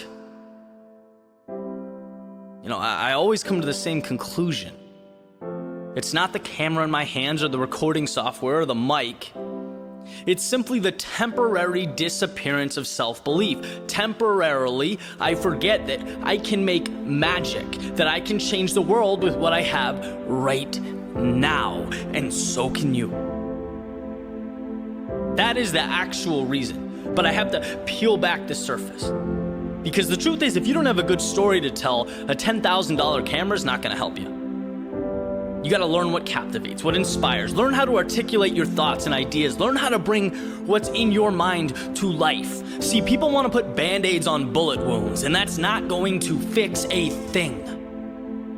An interesting thing people come to me with, they're building brands, creating social platforms, building businesses online, which is great because it means exposure, but it also means you're susceptible to negativity and criticism and haters. Right? And how particularly initially, it's emotionally taxing seeing that stuff, right? Seeing people criticize your creativity. And they come to resent the comments. They come to resent that interaction. But again, I always go to what is the reason? And I ask because if you don't go deep, if you don't find the root cause, you don't fix a problem. The problem is not the 53-year-old in his mother's basement trashing your work or your ability. He has nothing to do with this. The problem, when you're really honest, is confidence. It's the ability to understand that a life of no risk or criticism is a life of very little reward. And with that realization, the solution changes. It's not what can I do to avoid the criticism, it's how can I stay true to myself and have that be enough, where I can rise above chatter, where I can be indifferent to naysayers, because look, expectations don't matter. What matters is your happiness. What matters is your progress. So fix that. We spend a lot of time adjusting our sails, worried about catching the right breeze, getting the logistics right, when there's a hole in the center of the boat that's taking in water. Let's find out where that is. Let's fix that. Figure out what the actual area of improvement is. What's the actual reason for not being where you want to be? And sometimes it's hard, sometimes it's humbling, but guess what? It creates the long-term solution. Last year was one of the most challenging of my life. Spread very thin, trying to do a lot, write speeches, give keynotes, capture video, create music, make marketing content, to the point where I just felt lost for a while. And an easy escape, right? The way I rationalized it was, well, you feel like this just because you're doing too much, right? It's a great thing, you're ambitious. No, that's a mask. When I became vulnerable, when I asked myself the difficult question, when I humbled myself, dug deeper, realized that maybe you're not doing the right thing. Maybe you're doing more of what you already know, because recreating yourself is absolutely terrifying, because you need to take that next step and subconsciously you don't want to. You're scared to. Now I know what to address, right? Reasons help shape answers. It's not more and more and more of what's been done, but it's reshaping your life, not once or twice or 3 times, but constantly. That creates bigger targets. That changes things. Always dive deeper than the surface level, because usually your problems are not the world around you. It's not what you don't have. It's not externalities holding you back. It's a refusal to look yourself in the mirror and ask difficult questions. You are not a victim. You are equipped with every single thing you need. You just need to zero in on your actual inhibitors and eliminate them one by one. I've always said success is 3 steps. It's recognizing there's better out there, recognizing you're worthy of pursuing it and taking the leap. So what's keeping you from leaping? What's keeping you grounded? It's not money, it's not tech, it's not where you started, it's your mindset. So change how you see the world around you.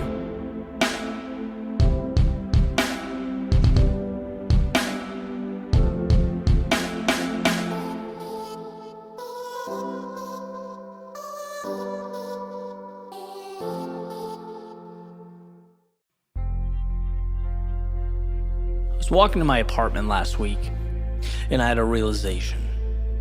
Made my way across the street, looked up at the 7th floor of my building where I live, and the elevator there is obnoxiously slow, right? And being someone that hates waiting, I've come to realize that I can actually make it to my door in the same amount of time, if not a little bit quicker, by taking the stairs.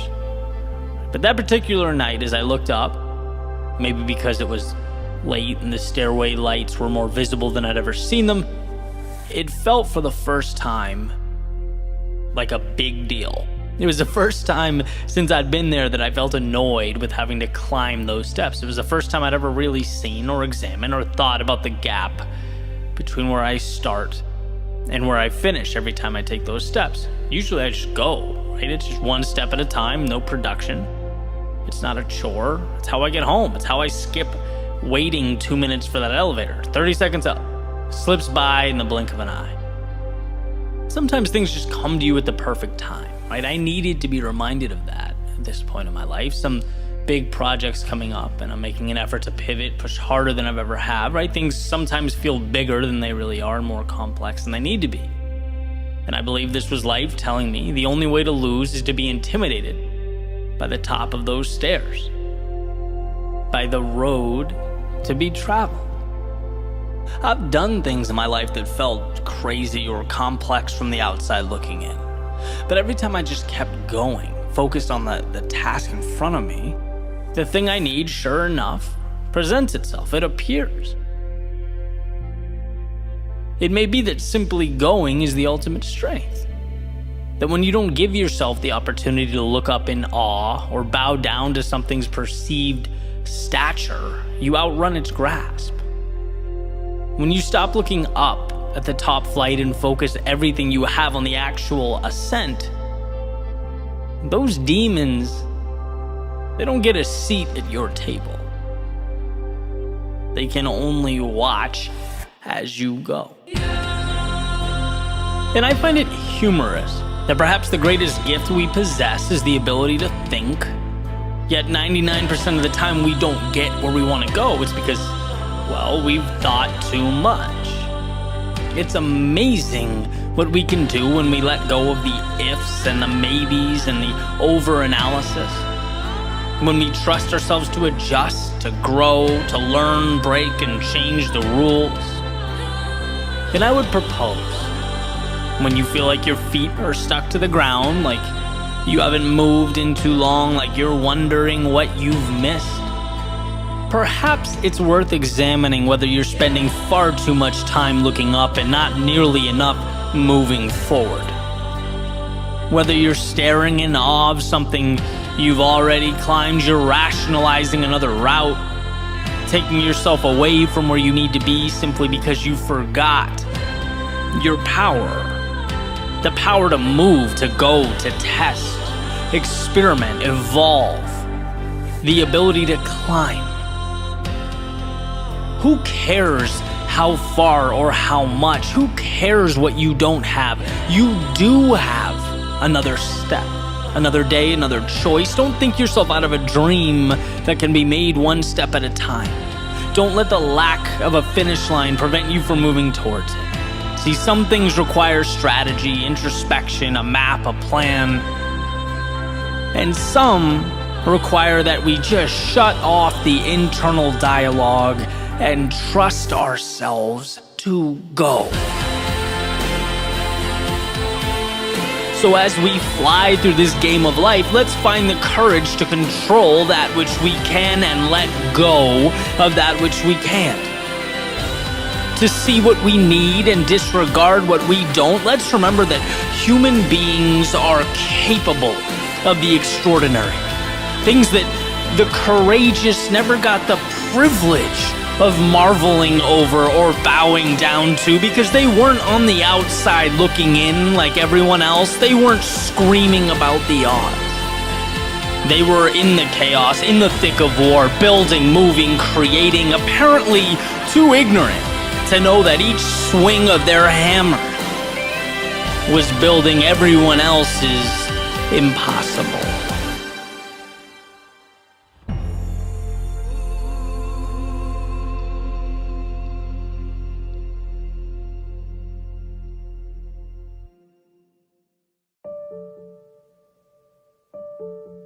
If it means something to you, it's not wrong. I'm talking about different roads, going to different places, different ways at different times, none more or less important than any of the others. It's an amazing thing that a perfect life can mean something so different to each and every one of us. I get asked quite a bit about my decision to do what I do, as far as what prompted the journey, the process of turning a page, beginning a new chapter, and in essence, leaving what didn't serve me to pursue what does.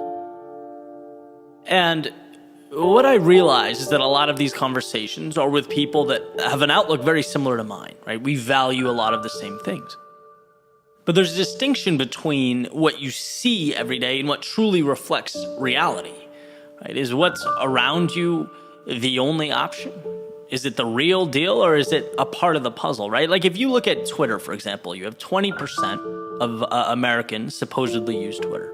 And of the conversation on Twitter, 80% of it comes from 10% of the users, right? So it's a subset of a subset. But how easy is it to open the app and think that's a reflection of the world and how people think and what's going on? It's not. It's a very small fragment. And the reason I bring it up, the reason it's important, is because we tend to look at what we see around us as the right way or the instruction manual.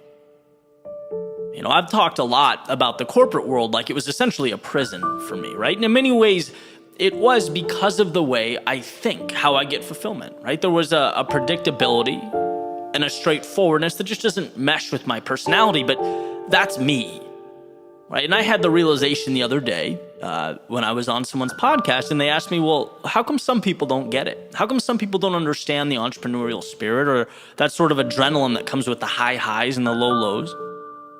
And I spent some time thinking about the answer, and I think it boils down to something simple. It either pulls you that way or it doesn't, right? It's the thought process isn't the right way to live or the wrong way to live. It's one of many ways to live. It depends on what you gravitate towards.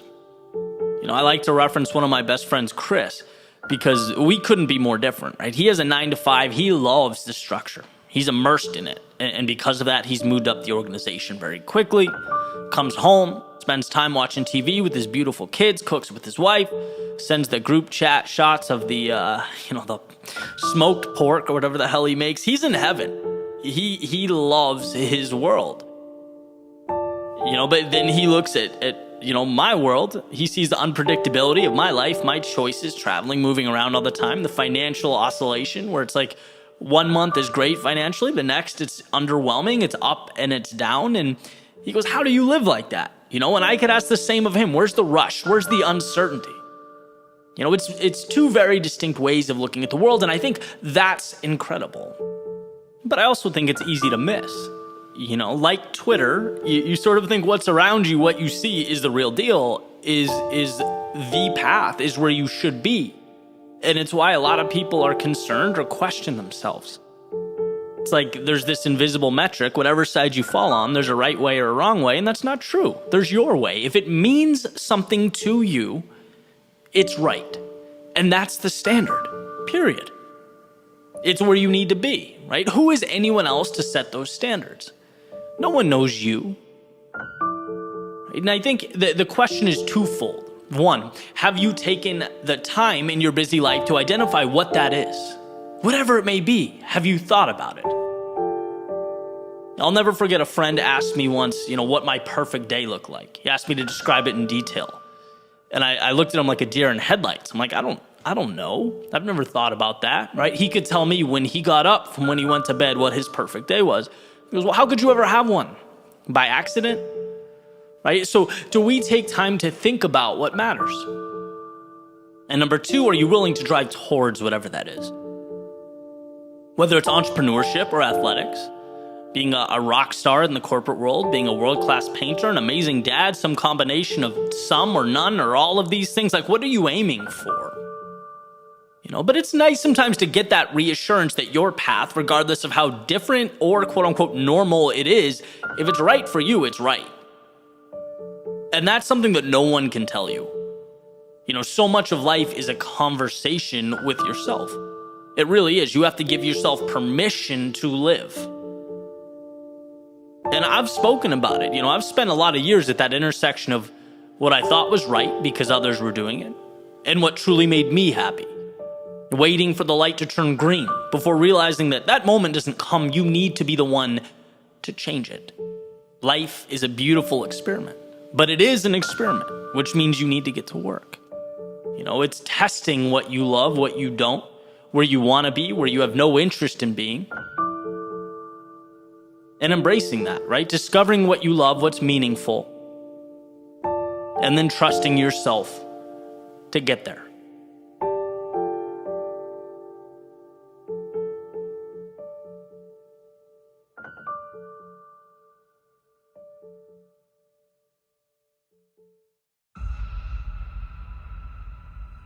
I put on my shoes, stepped outside, and as I made my way down the street for my midday run, I felt the wind at my back, tailwind. My first thought, well, nice, this is convenient. Especially running along the beach where it can be pretty windy. It's definitely a luxury to have wind at your back. Sure enough, my mind went, oh, but that leaves me a headwind when I turn around and come back up the coast. My mind started to wander. I started imagining what it was going to be like turning around at that 6.6 mile mark. I was doing a half marathon that day and knew that, the way back would require that I level up. And every once in a while, the thought popped into my head, sort of reminding me of the inevitable. And sure enough, the moment arrived. The sun pressing down onto my skin, the humidity wrapped around me like a blanket. I hit 6.6 miles, turned around on A1A, and there was that headwind. But the first thing I noticed was not the force pushing back against me. No, in that moment, I felt the breeze, the coolness. It was refreshing. And there, underneath it all, was my light bulb moment. What we are presented with day in and day out is a question. It's a choice. Would the wind become my adversary? Something that, pushed me forward on the way down, but then held me back on the way up? Or would it be what pushed me forward on the way down and then cooled me off as I made my way up? And if you think that mental alteration or perspective shift is just nuance or too small to matter, I suggest you give it a go when you're doing whatever your equivalent of total exertion is. Whatever your mental stressor is that pushes you beyond your state of usual comfort. When you're in the middle of, let's call it, hurt, whether it be physical activity or a personal situation entirely unrelated to athletics, how are you internalizing the world around you? It's become clear to me over time that winning during our most trying moments comes down to mental shifts so small that they seem almost laughable in normal conditions. But your mind will always stop you before life will. So why not put yourself in a position to win? Everything around you is trying to help you in some capacity. Allow that to be the case. Remember that what you look for, you'll find. So if you look for resistance and obstacles and adversaries, they'll be everywhere. But if you look for and seek out value, you'll see that you are surrounded by nothing but value. Even those metaphorical headwinds become hands reaching out, working to cool you off as you make your way to greater things. So understand that when they arise, those headwinds, the ones that typically hold you back, they hide within them small wins. Small wins that will be the difference. The deeper one descends into chaos, the more important it is to find those victories, the ones hidden in plain view, the ones that look to many like problems. But you'll know. You'll know just how malleable this world around us is. The world seems to provide not definitives, but tools. So which will you pick up? What will you build with them? See, life is never happening to you. It's happening for you. So keep your eyes open, keep your feet moving, and remember that you will win, not despite the headwinds of life, but because of them. Because you've trained yourself when those around you see can't and won't, to find a way, to pull from the chaos the very thing you need most. Life gives you the canvas, but you are the one who must paint.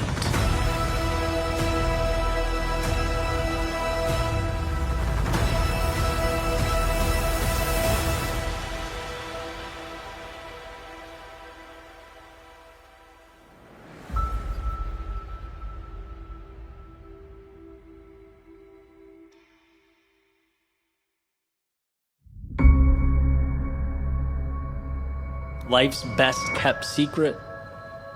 Simple. Show up. Show up when you're tired. You're down. Show up after defeat. Show up when you're stressed, when you're worried. Show up when you don't feel like it. In fact, that's when it's most important to show up. That becomes the great differentiator. See, a lot of us, somewhere along the way, we adopt this idea that winning is about the home run.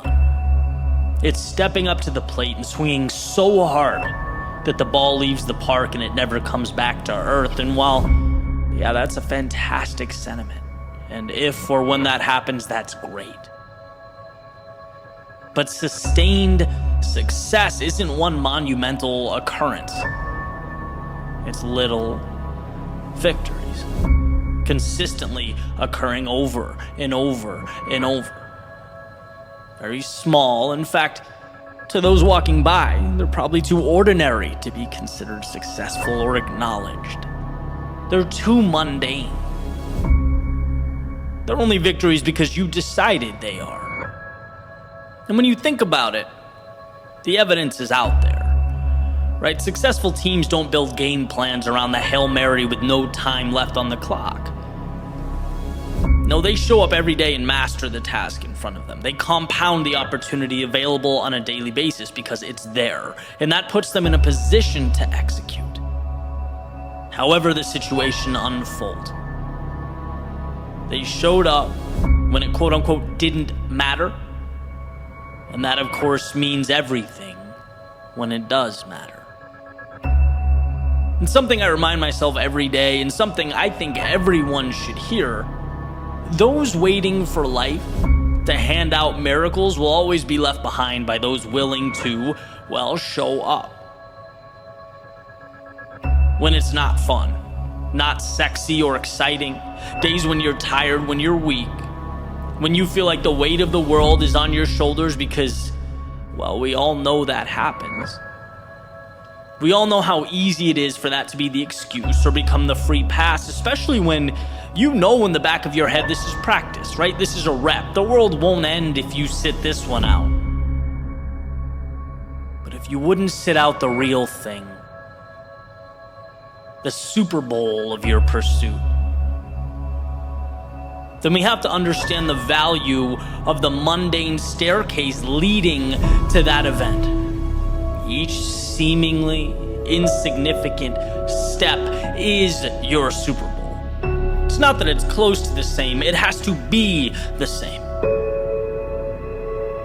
It's the old saying, you play the way you practice, but turned way up. Now we're saying there is no difference. And when the lights are turned on and you're standing on that stage, it's not some new experience you have to figure out and navigate.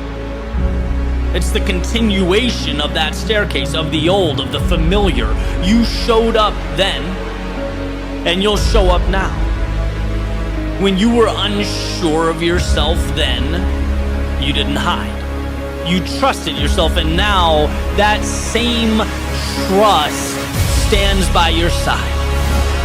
When you were tired, weak, when you had 9 million things on your mind, you didn't bail.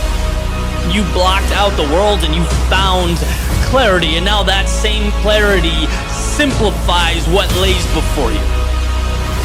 When you felt discouraged or the finish line felt too far away, you reacquired your meaning by simply executing, by being there. And now every part of you will execute here, just the same. So while it's their Super Bowl, their championship, their one shot, this is your everyday. It's your DNA. It's watching that ball roll down the hill that you created, pushed by momentum you brought to life. You'll do what you came here to do because you made that decision.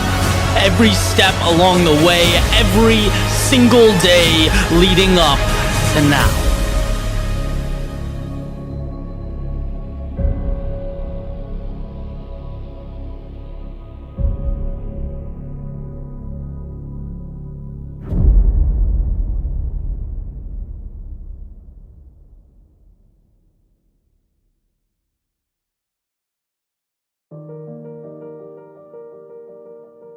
There's a saying that will always be true. It will be true on your best days and your worst. It will be true after victory, and it will be true after defeat. It will be true when you have momentum, and it'll be true when you're down on your luck, doing everything in your power to create momentum. That saying is, your future begins now. Hey, on the surface, might not seem like much. Sure, my future starts now. I know that. Everyone knows that.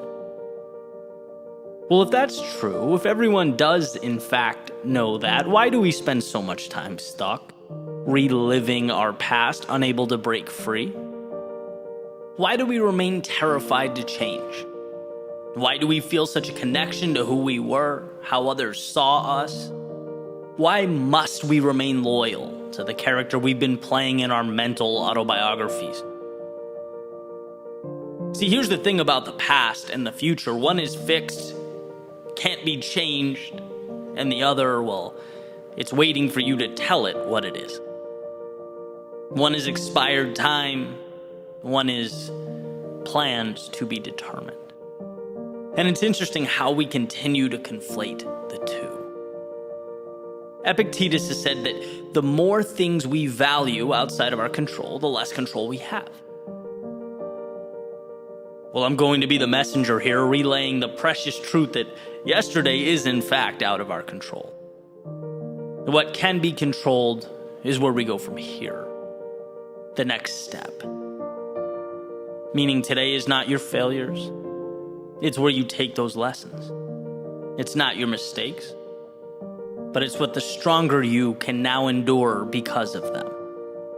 It's not the dreams you let slip away, but where your pursuit might take you now. And yeah, yesterday certainly contributes to your outlook, as all information does. Its value considered, its impact assessed. It guides you, but it's not you. And that difference is astronomical. There's a question about the role the past plays in our lives. It has to mean something, right? Your past is, in many ways, your story. It's why you think the way you do. It's contributed to your understanding of the world. It will always be a part of you, and I believe that. But I also believe the past is a story. And just like reading one chapter in a book simply sets the stage for the next one without controlling its direction, so does every day that has led you up to now. Life gives us the tools to experience, to grow, learn, and then shed that which does not coincide with what's important. Your failures are not you, but they are precious in that they push you towards what you'd like to be. See, you can experience something and not be that thing. As Kierkegaard says, if you label me, you negate me. If you proclaim me to be X, you're essentially stealing from me the infinite possibility that is the future. Yesterday has nothing to do with what I can become. And so taking it a step further, never mind being labeled by someone else. How could you label yourself and see it as anything but self-sabotage. See, you're never defined by your past, but always learning from it. It's not who you are, it's the cheat codes for what you can be. Without that winding road of misfortune and mistakes, the incredible expansion we long for doesn't materialize. Imagine if everyone who ever felt down in life, felt like a loser, who temporarily lost hope. Imagine if they looked in the mirror and said, okay, this is who I am now. There would be no triumph in the world. Because anything meaningful requires the resiliency to map our way from the hell that was our darkest moments to what will become our proudest moments. Destiny. Destiny means that you separate the finite from the infinite. What you used to call yourself has prepared you to move towards the horizon. But what you used to call yourself is also as irrelevant now as those seconds that you watch tick away. Seconds that maybe you're not proud of. Seconds that perhaps taught you about the world. Seconds that gave you a glimpse of what's possible, unveiled the happiest of times, all of it. In its own unique way, it brought value, but none of it is your future. Why? Because back to that beautiful, all-powerful sentence, your future begins now. Your destiny is awaiting its marching orders, and all you have to decide as you stand today is where that ship will sail.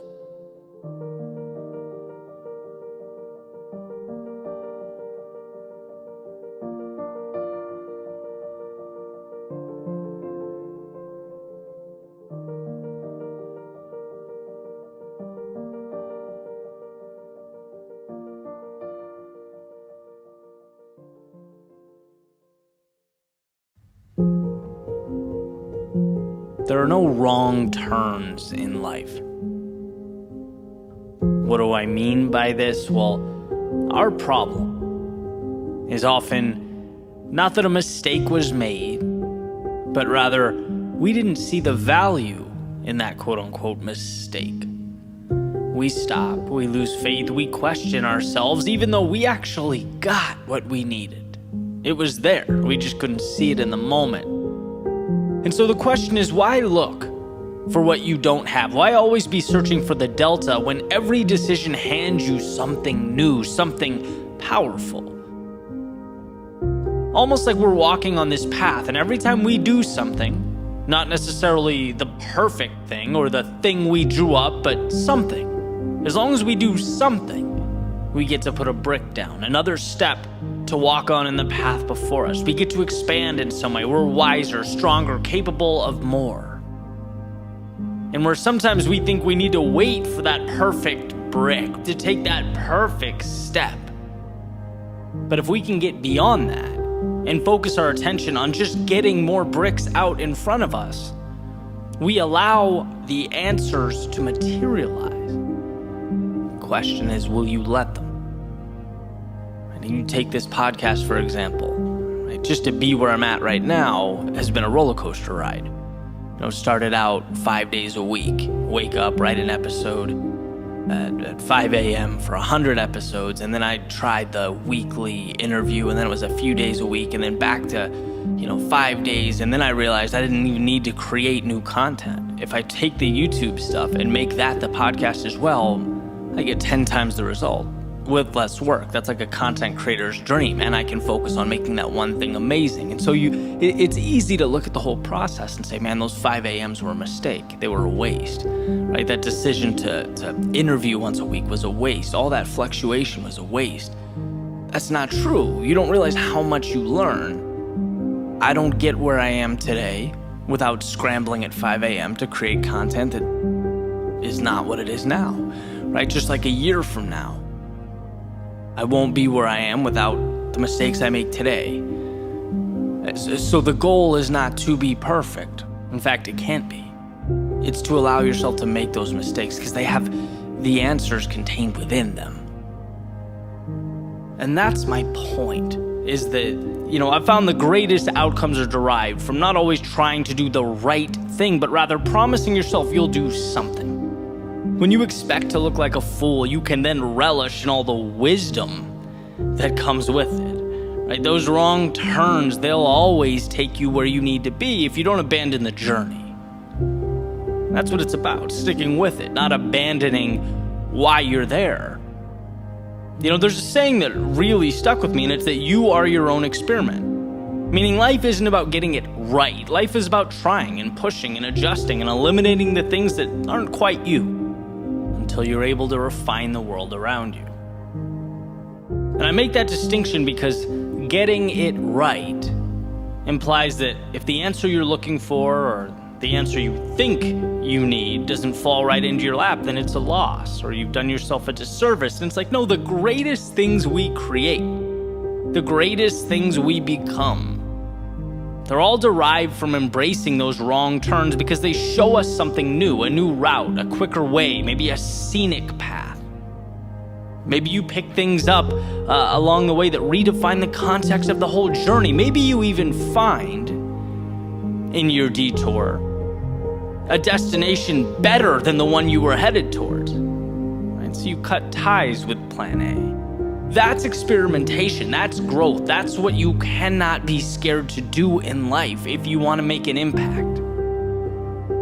And so I'll end with this: life, it doesn't stop until you do, and that will always be the case. For pursuits big and small, far and wide, the right thing isn't found, but discovered by willingly undertaking many wrong things, by not being so results-oriented that we, ironically enough, ignore what brings the result. Life is a process, and one in which the picture isn't always clear right away. But if you hang in there long enough, if you're willing to adapt and adjust and grow, that picture ultimately will take shape. Remember, there are no wrong turns in life. Only turns not taken.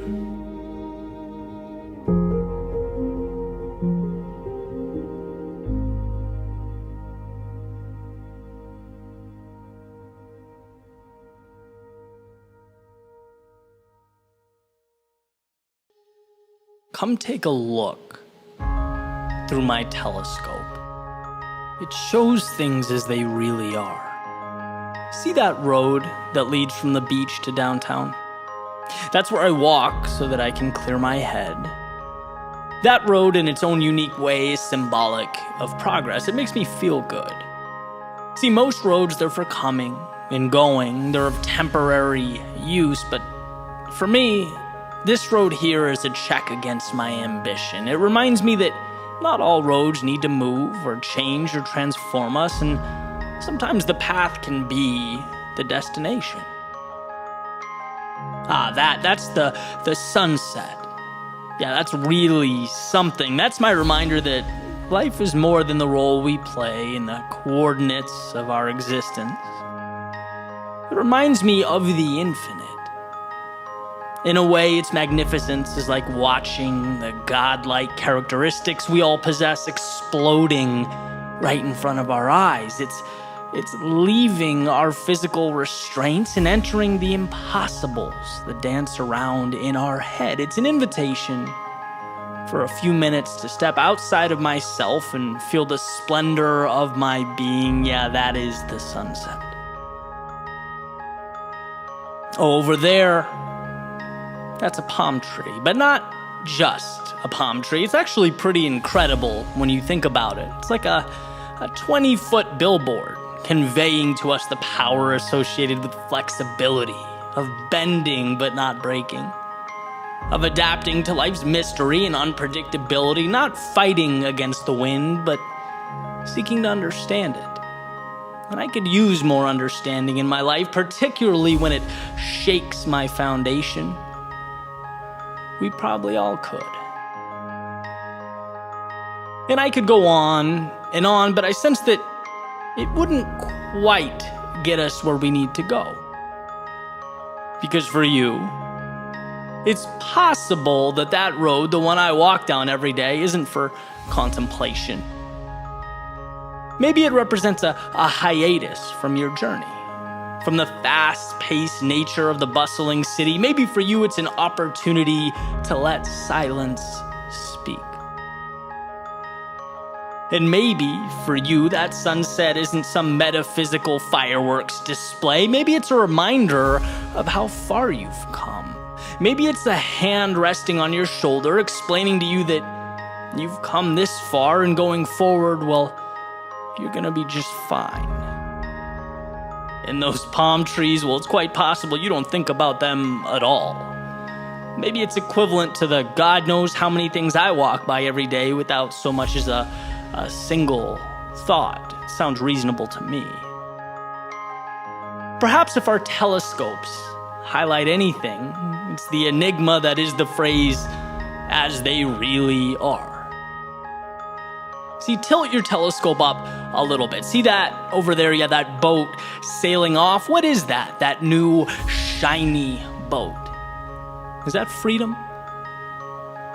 Is it an opportunity to get away for family time? Maybe it's some sort of finish line after achieving a financial goal, a status symbol. Could it be human advancement? Is it technology? Or perhaps fiberglass and steel? Is it the molecules that bind it all together? The physics that propel it into the distance? Is it particles? Is it electromagnetic waves? Well, I guess it all depends on what you want it to be. My telescope, and man do I love this telescope, it's not what I originally thought it was. In fact, none of our telescopes are what we think they are. We've been fooled into thinking they're input, but no, they are output. We think the objects tell the story, no, the subjects tell the story. We think the world is defining, no, our megaphones are explaining. This telescope is a messenger from our minds to the world. It shows us things as they really are. But that's just it. As they really are to whom? And why? And for how long? See, I certainly hope that the way things really are for me changes and continues to change my whole life. I hope that I'll be cognizant of the fact that how things really are for you is not how they really are for me, and vice versa. Not only is that fine, that's ideal, that's beautiful, but most importantly, I hope to be led by the brilliance contained in the idea that the telescope does not tell the story I do. In my story, it's a living document, it's ever evolving. So here's to not merely interpreting, but creating all that it unveils. This telescope of mine, depictor of things as they really are.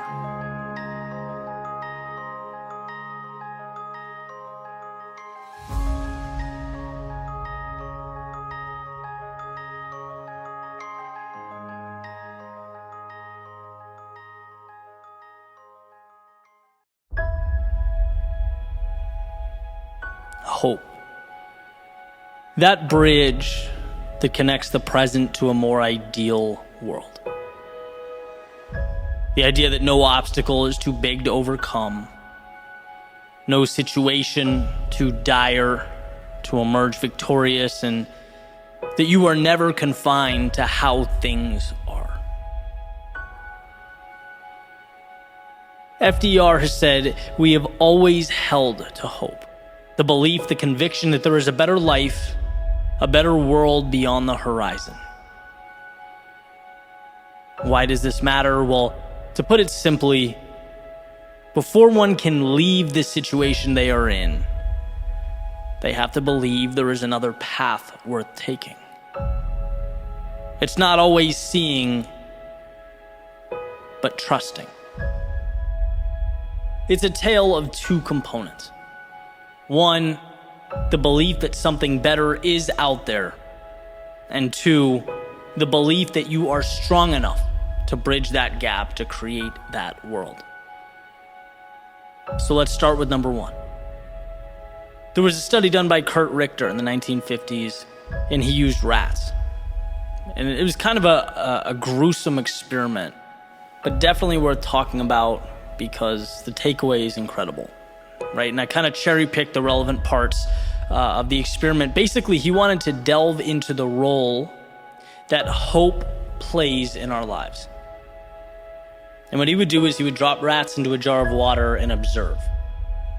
See how long they would swim before they drown. And for the most part, these rats would swim for a minute or two and then ultimately give up, right? There was this innate feeling of hopelessness. But then he made a change, and when they were close to drowning, he'd reach in, he'd pick them up, he'd hold them for a little while. And then he'd place them back in the water, and the results between the two groups were night and day. The rats saw in the second group that it wasn't over. Right? And when they were placed back in the water, they had a reason to continue swimming, and they did. Some of them did for hours. The only difference being that they had hope. They saw there was more.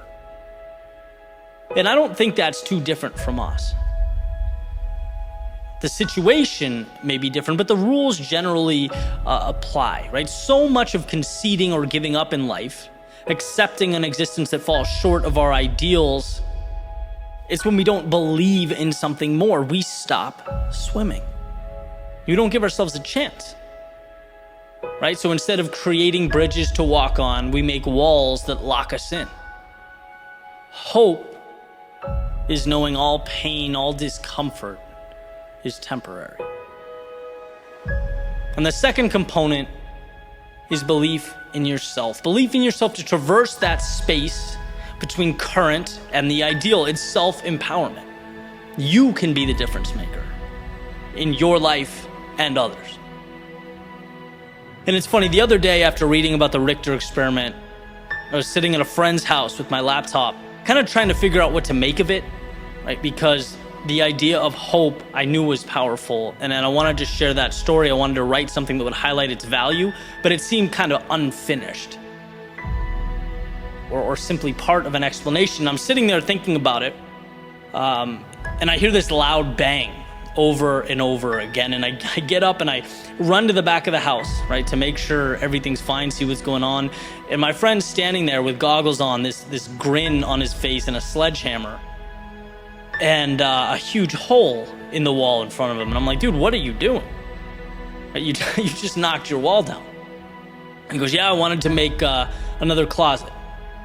His family's growing, he needs more space, and he just took it upon himself to make that happen. And I just looked at him and walked back out, started walking to the living room, and it hit me. This is a component of hope.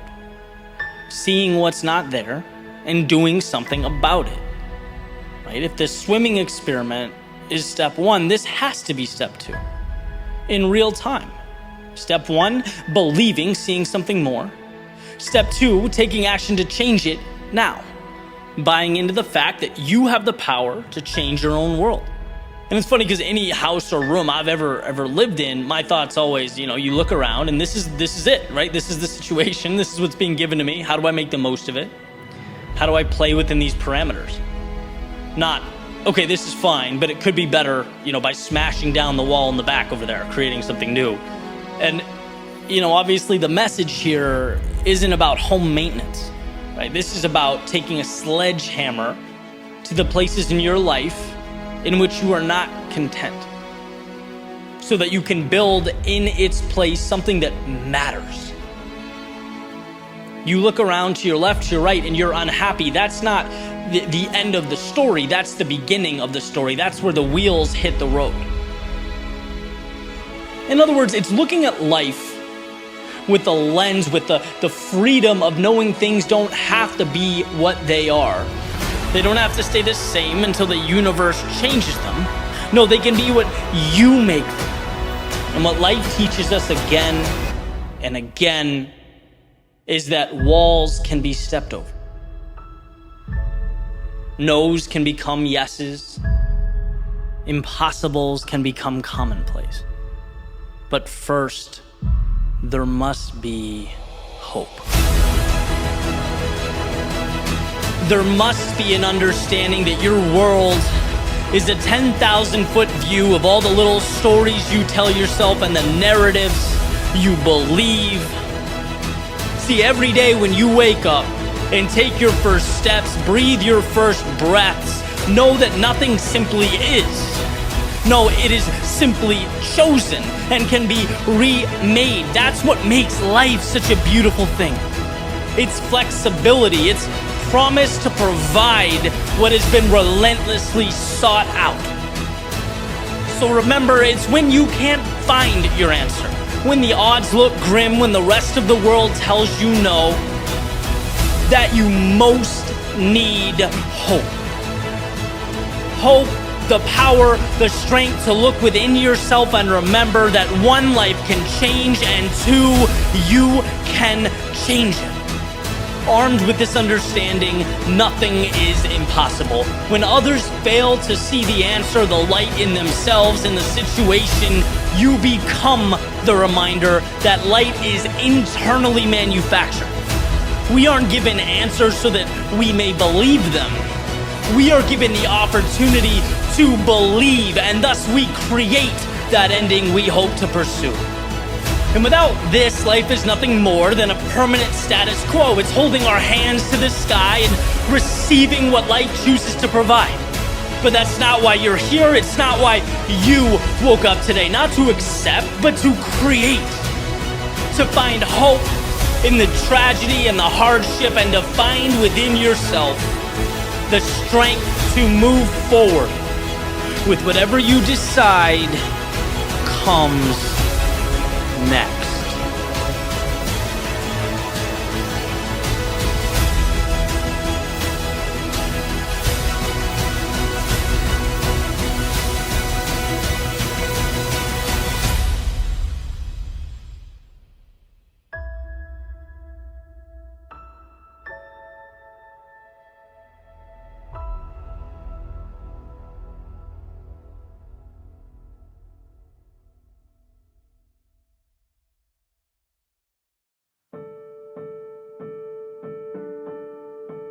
I walked up to the canyon's edge and I looked down.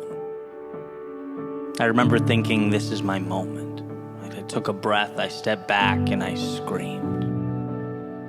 At the top of my lungs, I screamed, and out came my plans and my hopes and my dreams. I let the world know everything I've been building and everything I planned to build. Everything I knew and everything I intended to learn. I explained everything. I felt all of me turn messenger, packaged into these tiny airwaves and dispersed to the sky,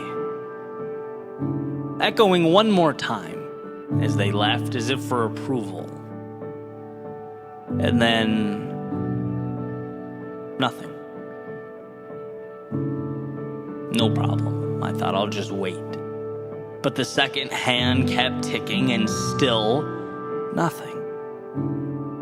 No answers and no approvals and no guarantees.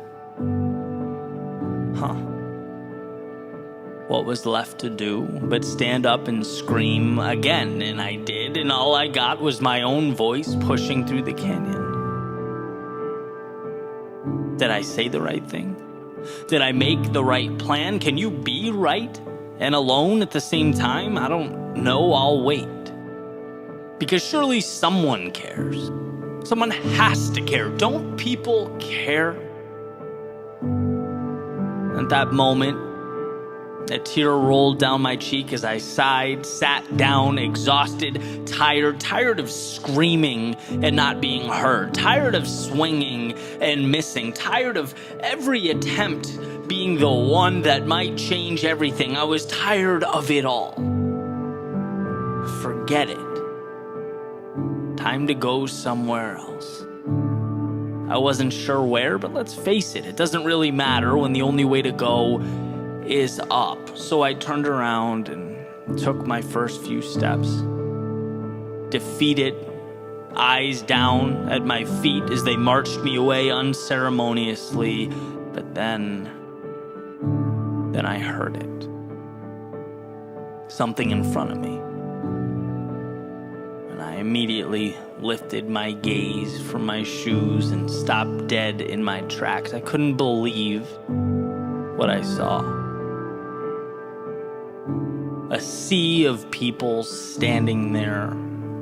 People that had been gathering this whole time, making their way up the canyon as my back was turned, as I yelled and yelled. Some I knew, some I didn't.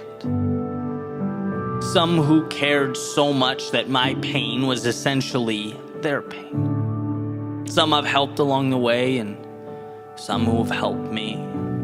Some I've laughed with, some I've cried with, some I've learned from, some who have learned from me. Some who felt exactly as I had, alone, tired, exhausted. Some who felt lost but found their way. Others who thought they had everything figured out but for that moment were lost. Some who felt like they had the weight of the world on their shoulders. Others simply looking for anything to carry. All there. Not to hand me answers or a shortcut or any perfect solution, but apparently to remind me that when the answers aren't in front of you, and trust me, they won't be more than they will be, you have to trust what's behind you. What brought you to that canyon's ledge? You have to believe in the things you cannot see. Because you can think you're alone and be loved by many, and you can feel like you're losing and be right where you need to be. Life can seem like it's over when it is in fact just beginning. Those words bouncing off your lips, they don't disappear. In fact, by speaking them, you are giving them life.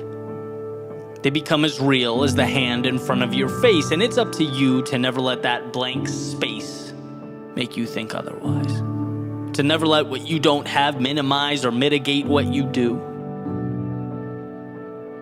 Because the tricky thing about that abyss beyond the canyon's ledge is that it's not for reassurance or compliments or ego boosts.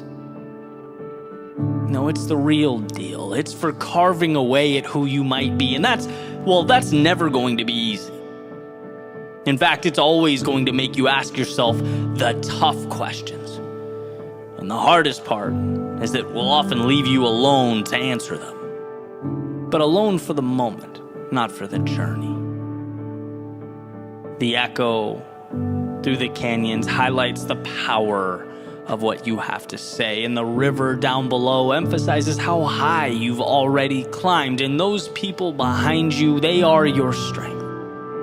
Your reminder that even in the darkest of moments, the most trying of times, you are not alone.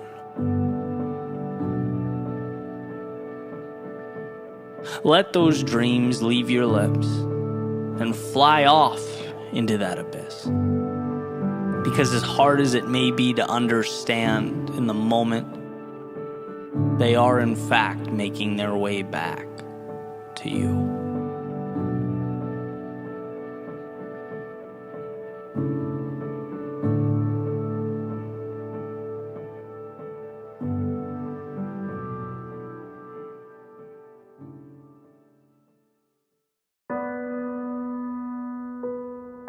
8 lessons to live by. Number 1, remind yourself to see those things we've taught ourselves not to see. The things that don't directly correlate to money or status or ascension up some social hierarchy. Underneath those things are what keeps us alive. Keep our souls lit, our eyes open, our days meaningful. We don't think we need music to invigorate the soul. We don't think we need wind on our face or sand on our feet. We don't think we need to shut the world off so we can hear ourselves think. No, we fall into the trap of believing that beautiful is a luxury. It's not. It's why we're here. And it's not about being anti-money or status or whatever your goals are. But it is about realizing that those things without beauty and art and nature and calm are empty. They're a plane without wings, lungs without air. The things we have taught ourselves not to see are the things we need above all else. Number 2, you are stronger than you think you are. You are made to endure, to pave a path, find a way, rise to the occasion. And we know this when it's easy, but we forget when it's not. When the world feels stacked against us. When you're writing things no one reads, saying things no one hears, making things no one sees. When you know you have somewhere to go but aren't sure where that is, know you need to evolve into something but have no idea what. This is when you need to know that you have everything you need. It's not about finding new pieces. It's about arranging the ones in your hand. Like smoke expands to fill any room, your potential can expand to conquer any obstacle. You are stronger than you think you are. Number 3, some things are beyond our control. But being ready for the opportunity when it comes our way is very much in our control. And maybe it takes a day, a month, a year, longer. You can't control that. You can't control the path of that firefly, but when it lights up and comes your way, you can have the jar ready and the lid off. You can be well read, well prepared, rehearsed to the point of confidence, reliant on repetition and not hope. No endeavor is a coin flip when you use a double-headed quarter. One of the most valuable questions I've learned to ask is when and where in my life can I create those magic coins? Number 4, we are at our best when we are moving towards something. Inaction has an opportunity cost that is more expensive than anyone wants to pay. Places I haven't gone, risks I haven't taken, they're the loss. The dragon has the gold for a reason, and to avoid the former is to forfeit the latter. If we are not growing, we are dying. So as Emerson suggested, find a star to hitch your wagon to. And even when the world forces detours upon you, inserts roadblocks, or temporarily covers that star up altogether, remember that it's still there, shining as bright as it ever has, waiting for you to reorient yourself, remember who you are, and carry on. Number 5, when it's your fault, you are in control.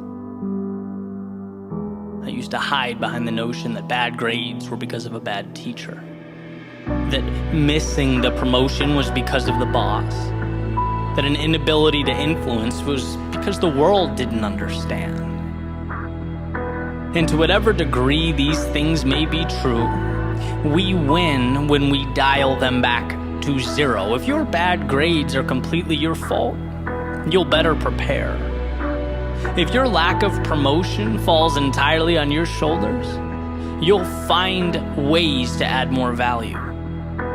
If your inability to influence is because you're missing the mark, you'll stop projecting yourself onto the world and start asking the world how you can serve. Before it can become an opportunity, it has to first become your responsibility. To grow, we have to plant roots where it hurts, where the ego lives, where we have to first be humbled. Then we can accelerate vertically. Number 6, if it means something to you, there is value. It's not stupid. Just because they don't get it doesn't mean that they shouldn't. Just because it's not happening today doesn't mean it won't be tomorrow. You know, life is a lot like 6-year-olds playing soccer. Everyone chases the ball because that's what we're told. That's where the attention is, that's what's flashy. But as an outside midfielder most of my life, I know that some of the most potent attack sequences manifest on the outside of the field and then are recentered. To run up the sideline without the ball is to see what happens before it happens. The magic is created in the empty space before it translates to the high-traffic, high-reward areas. And just because you're metaphorically running without the ball doesn't mean you're not in prime position to have monumental impact. You're not reacting, you are creating. Don't forget that. Number 7, nothing is mandatory. Everything we do, we choose. Where we are, who we're with, how we spend our time. And it's easy to look around and think we are programmed to exist between specific parameters. We're not. And often we don't see until life forces a change upon us how much flexibility we have in life. Now sure, change obviously brings with it its challenges. New questions, uncertainties, new places to map and people to meet, but as Mark Manson says, there is no problem-free life. No, the beauty of life is that we get to choose which problems we will spend our time solving. Problems to solve are what make life meaningful. So if you're looking around and not seeing what you want to see, you're not stuck. You're simply solving the wrong problems. Perhaps it's time to find some new ones. And number 8, tomorrow is not your answer. It's your problem. Tomorrow is your excuse to wait, to hold off, to rationalize stagnation. Tomorrow is the status quo. It's a fresh, new coat of paint on a car that won't run, or a new roof on a house with a cracked foundation. Tomorrow can only tell the story that is acted out today. That means without stepping into the limelight right now, in the immediate, in the present, there will be no story.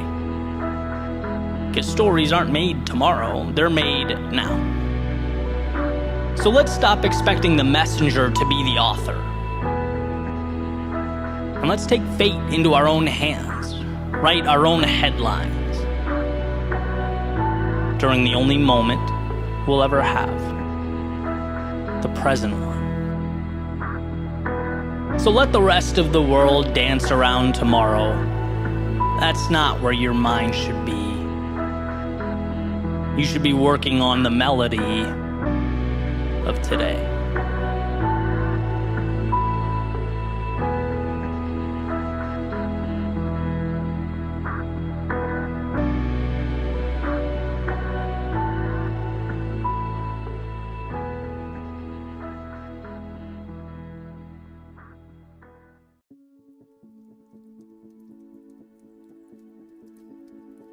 Hope.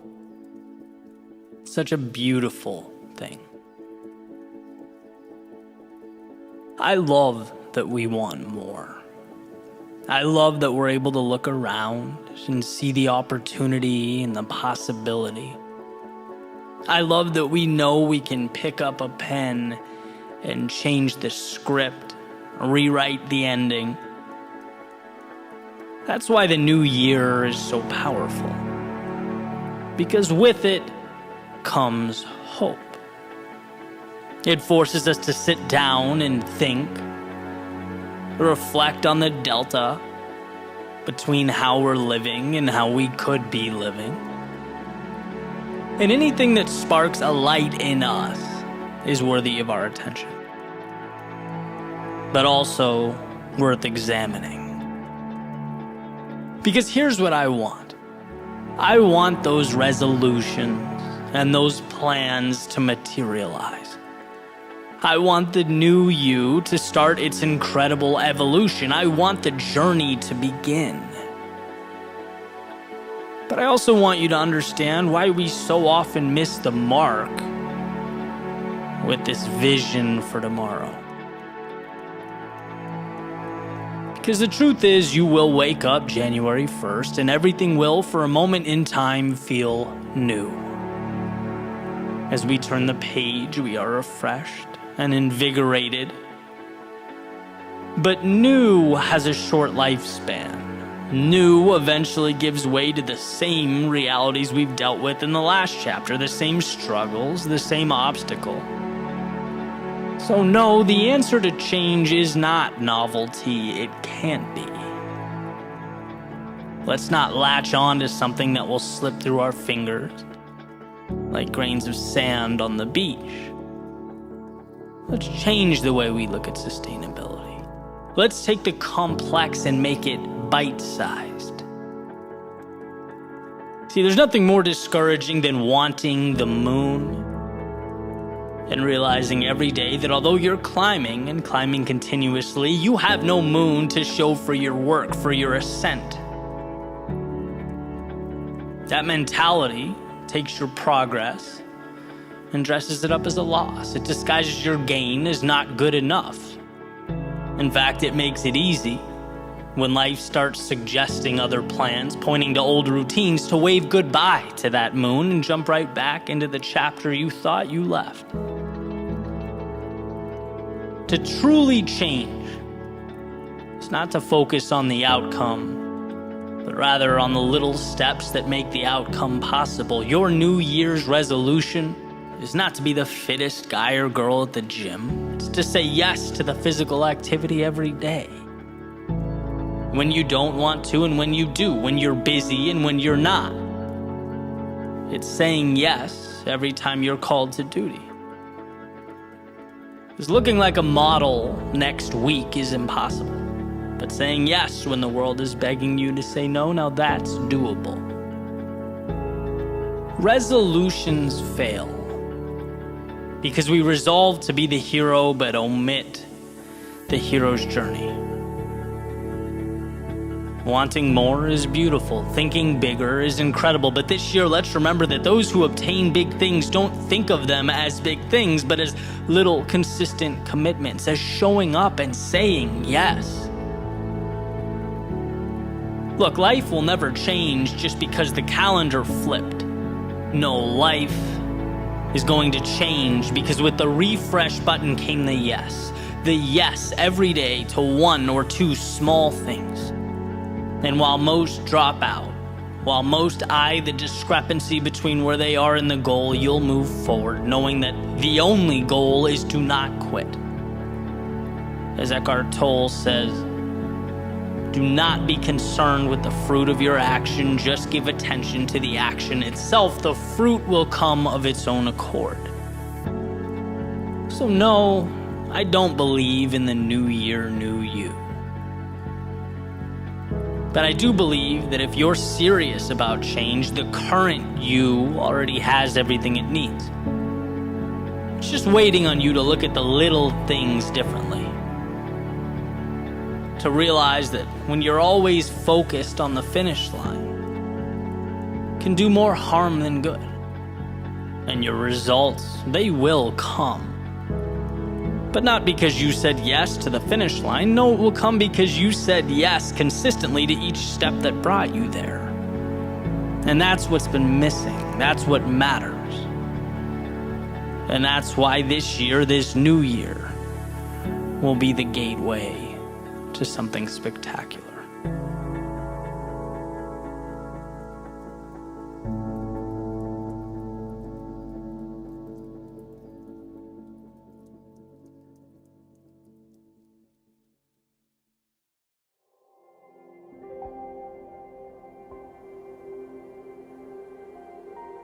As our lives evolve, as our experiences accumulate, the way we look at life changes.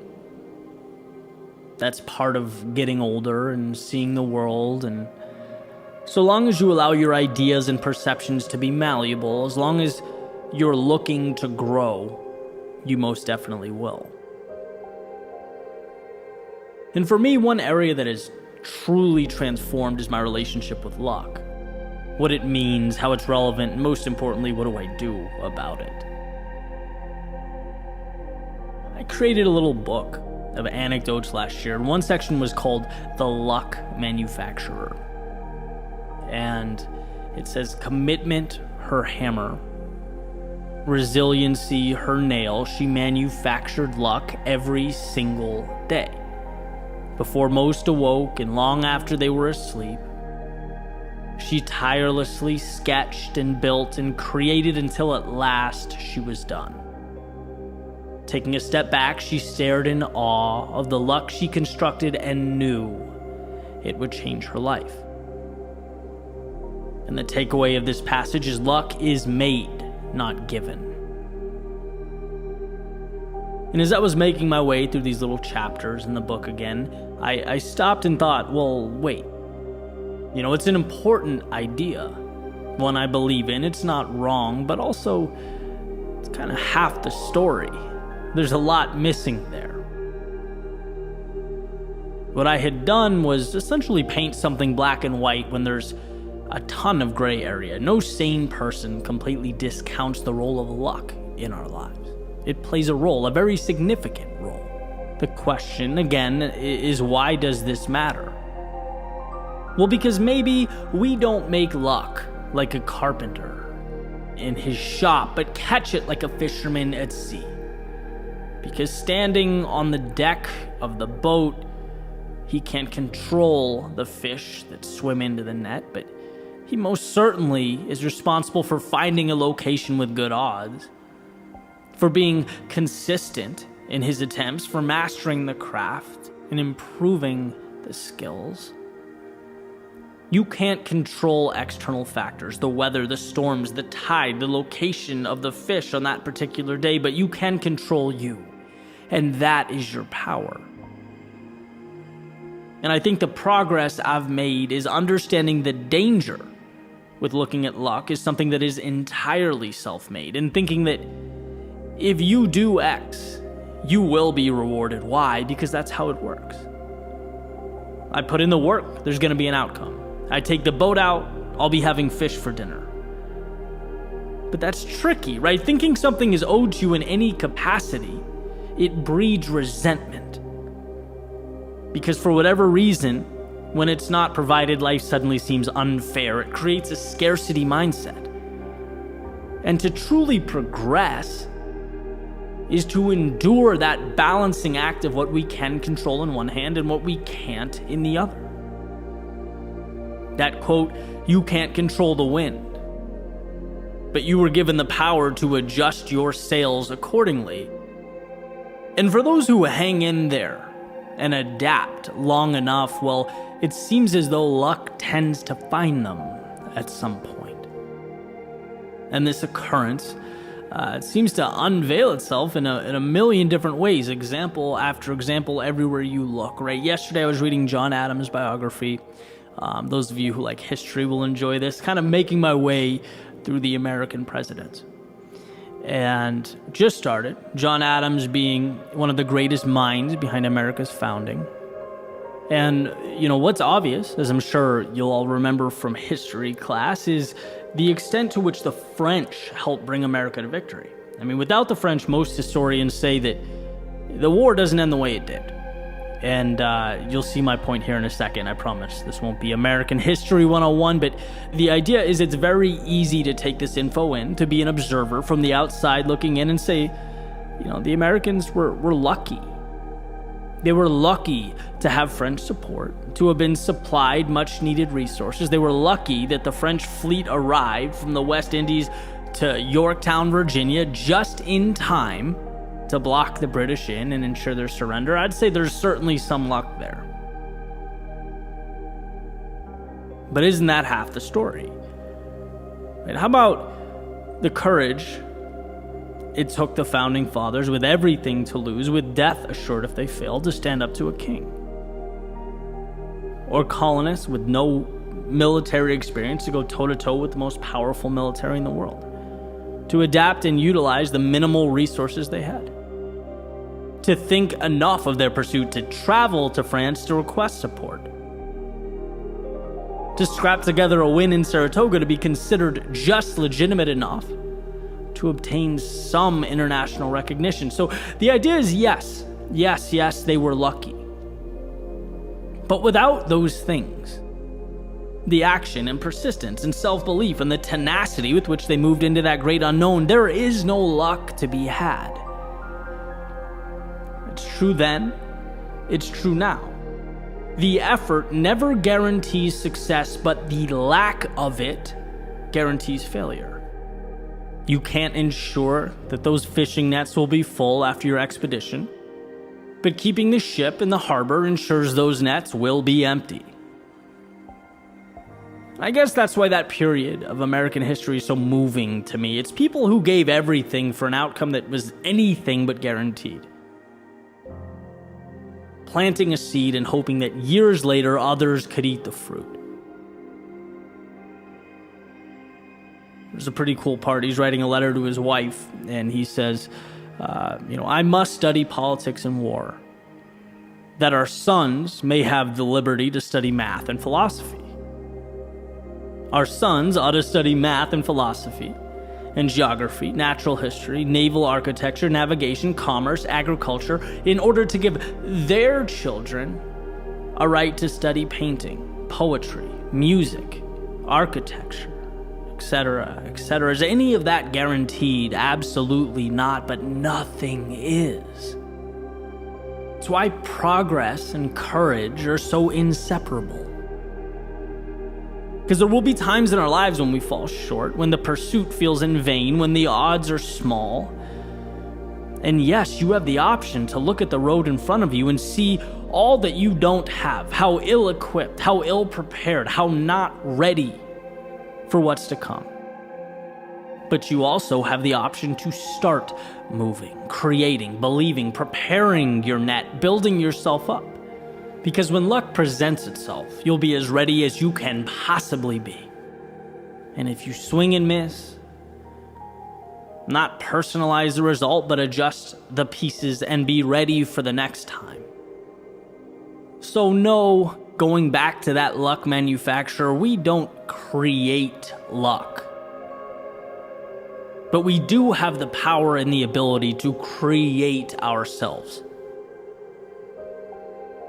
And if that's a pursuit you're willing to commit to immerse yourself in, you will have, in essence, established a relationship with chance. Not making luck, but receiving it. Because you anticipated its arrival long before it materialized and worked to make yourself its most appealing suitor.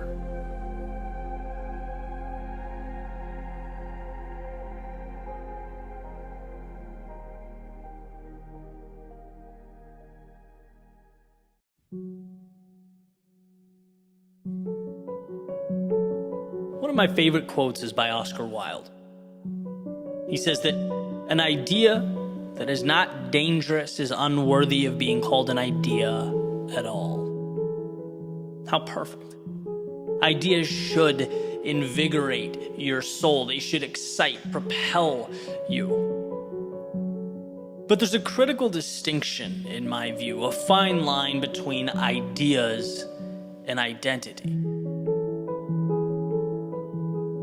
Bringing an idea to life is not the same as building your entire life around one idea, and the danger is that worldview creates self-imposed restriction. As Carl Jung says, it's not that people have ideas, it's that ideas have people. And that's a problem. It inhibits our greatest power, the ability to think. It means we're walking through life blind. Oscar Wilde says to define is to limit. Kierkegaard says, once you label me, you negate me. When what you believe becomes your identity, you have no choice but to perpetually believe it, to always defend it. It is as much you as your reflection. And when answers have to support your beliefs, well, then their accuracy becomes irrelevant. It doesn't matter. You'll find a way to make it fit. You'll put that square peg in the round hole one way or another because the end has triumphed over the truth. I like to look at ideas this way. A world of trains, all next to each other, close proximity, going thousands of different directions, different ways, carrying different cargo, going different speeds. And you can hop on and off these trains as you see fit. If you no longer like the speed or the direction, then you change trains. You don't like the destination it dropped you off at, maybe it wasn't all you imagined it to be. Get on another train, go some other place. That's the freedom of life, that's the exploration. The scenario to be avoided is clapping, cheering, holding a banner, proclaiming the train you're on, engine number 9, is the right train, the virtuous train, the only train that should be taken, as it makes its way off a cliff. But you never took the time to look out the window. And to be clear, I'm not advocating that the goal is to have no principles, to remain forever neutral, or be this perpetual Switzerland. No, the exact opposite. Have ideas, have beliefs, stand for things that you care about. But care about them because they mean something to you. Because in your heart and soul they align, because you know the alternative viewpoints, you understand and appreciate the opposing ideas, but they're just not you. They may be, but they're not now. And you're okay with the train you're temporarily on, not because you put a blindfold on, sat down and called engine number 9 home, which is what human beings seem to perpetually be tempted to do. It's in our nature. So here is a reminder that a successful life is an aware life. It's understanding how prone human beings are to dismiss reason and abandon logic, how quickly life can become a team sport, because that feels so much better than being someone who says, wait, maybe we missed something. Perhaps there's a chink in the armor or a flaw in the logic. And what's interesting is one does not need to look hard to understand that history isn't defined by what happened. It's defined by how people interpreted and reacted to what happened, how they molded events into their personal narrative, like a potter making dishes out of clay. We live not in a world of facts, but a world of perception or lack thereof. Human beings who blindfolded themselves and make every account fit that narrative. See, data can tell you any story you want it to tell. Events can be attributed to any cause. Our world is not black and white, it's very much gray. But we don't want to hear that as we attempt to make sense of what is. It's much easier to be for or against, over there or over here, yes or no. They say that if you follow the crowd, you will get lost in the crowd, and well, that's because the crowd eliminates the burden of having to think, to make difficult decisions. A crowd simplifies. A crowd is emotional, void of the thinking needed to change your life and the lives of others. The world should be explored, and one's quest to understand it should never be limited to the phrase, it is what it is. Nothing is what it is. The world is a collection of stories, ideas, or as I like to put it, almost 8 billion movie screens playing as we make our way through it. Life isn't a 3-course meal, it's a buffet where you choose, where you're aware of what serves you, where you put what matters to you in front of you. And when life becomes too straightforward, it's often because we missed a turn. When it becomes too easy to dismiss an opposing viewpoint, it's often because we don't understand it. When anything outside of a court or a field becomes a team sport, it's very likely that we stopped listening, that we left the train with logic and reason and are taking a nap on the one carrying emotion. There's so much power, there's so much beauty in simply being yourself.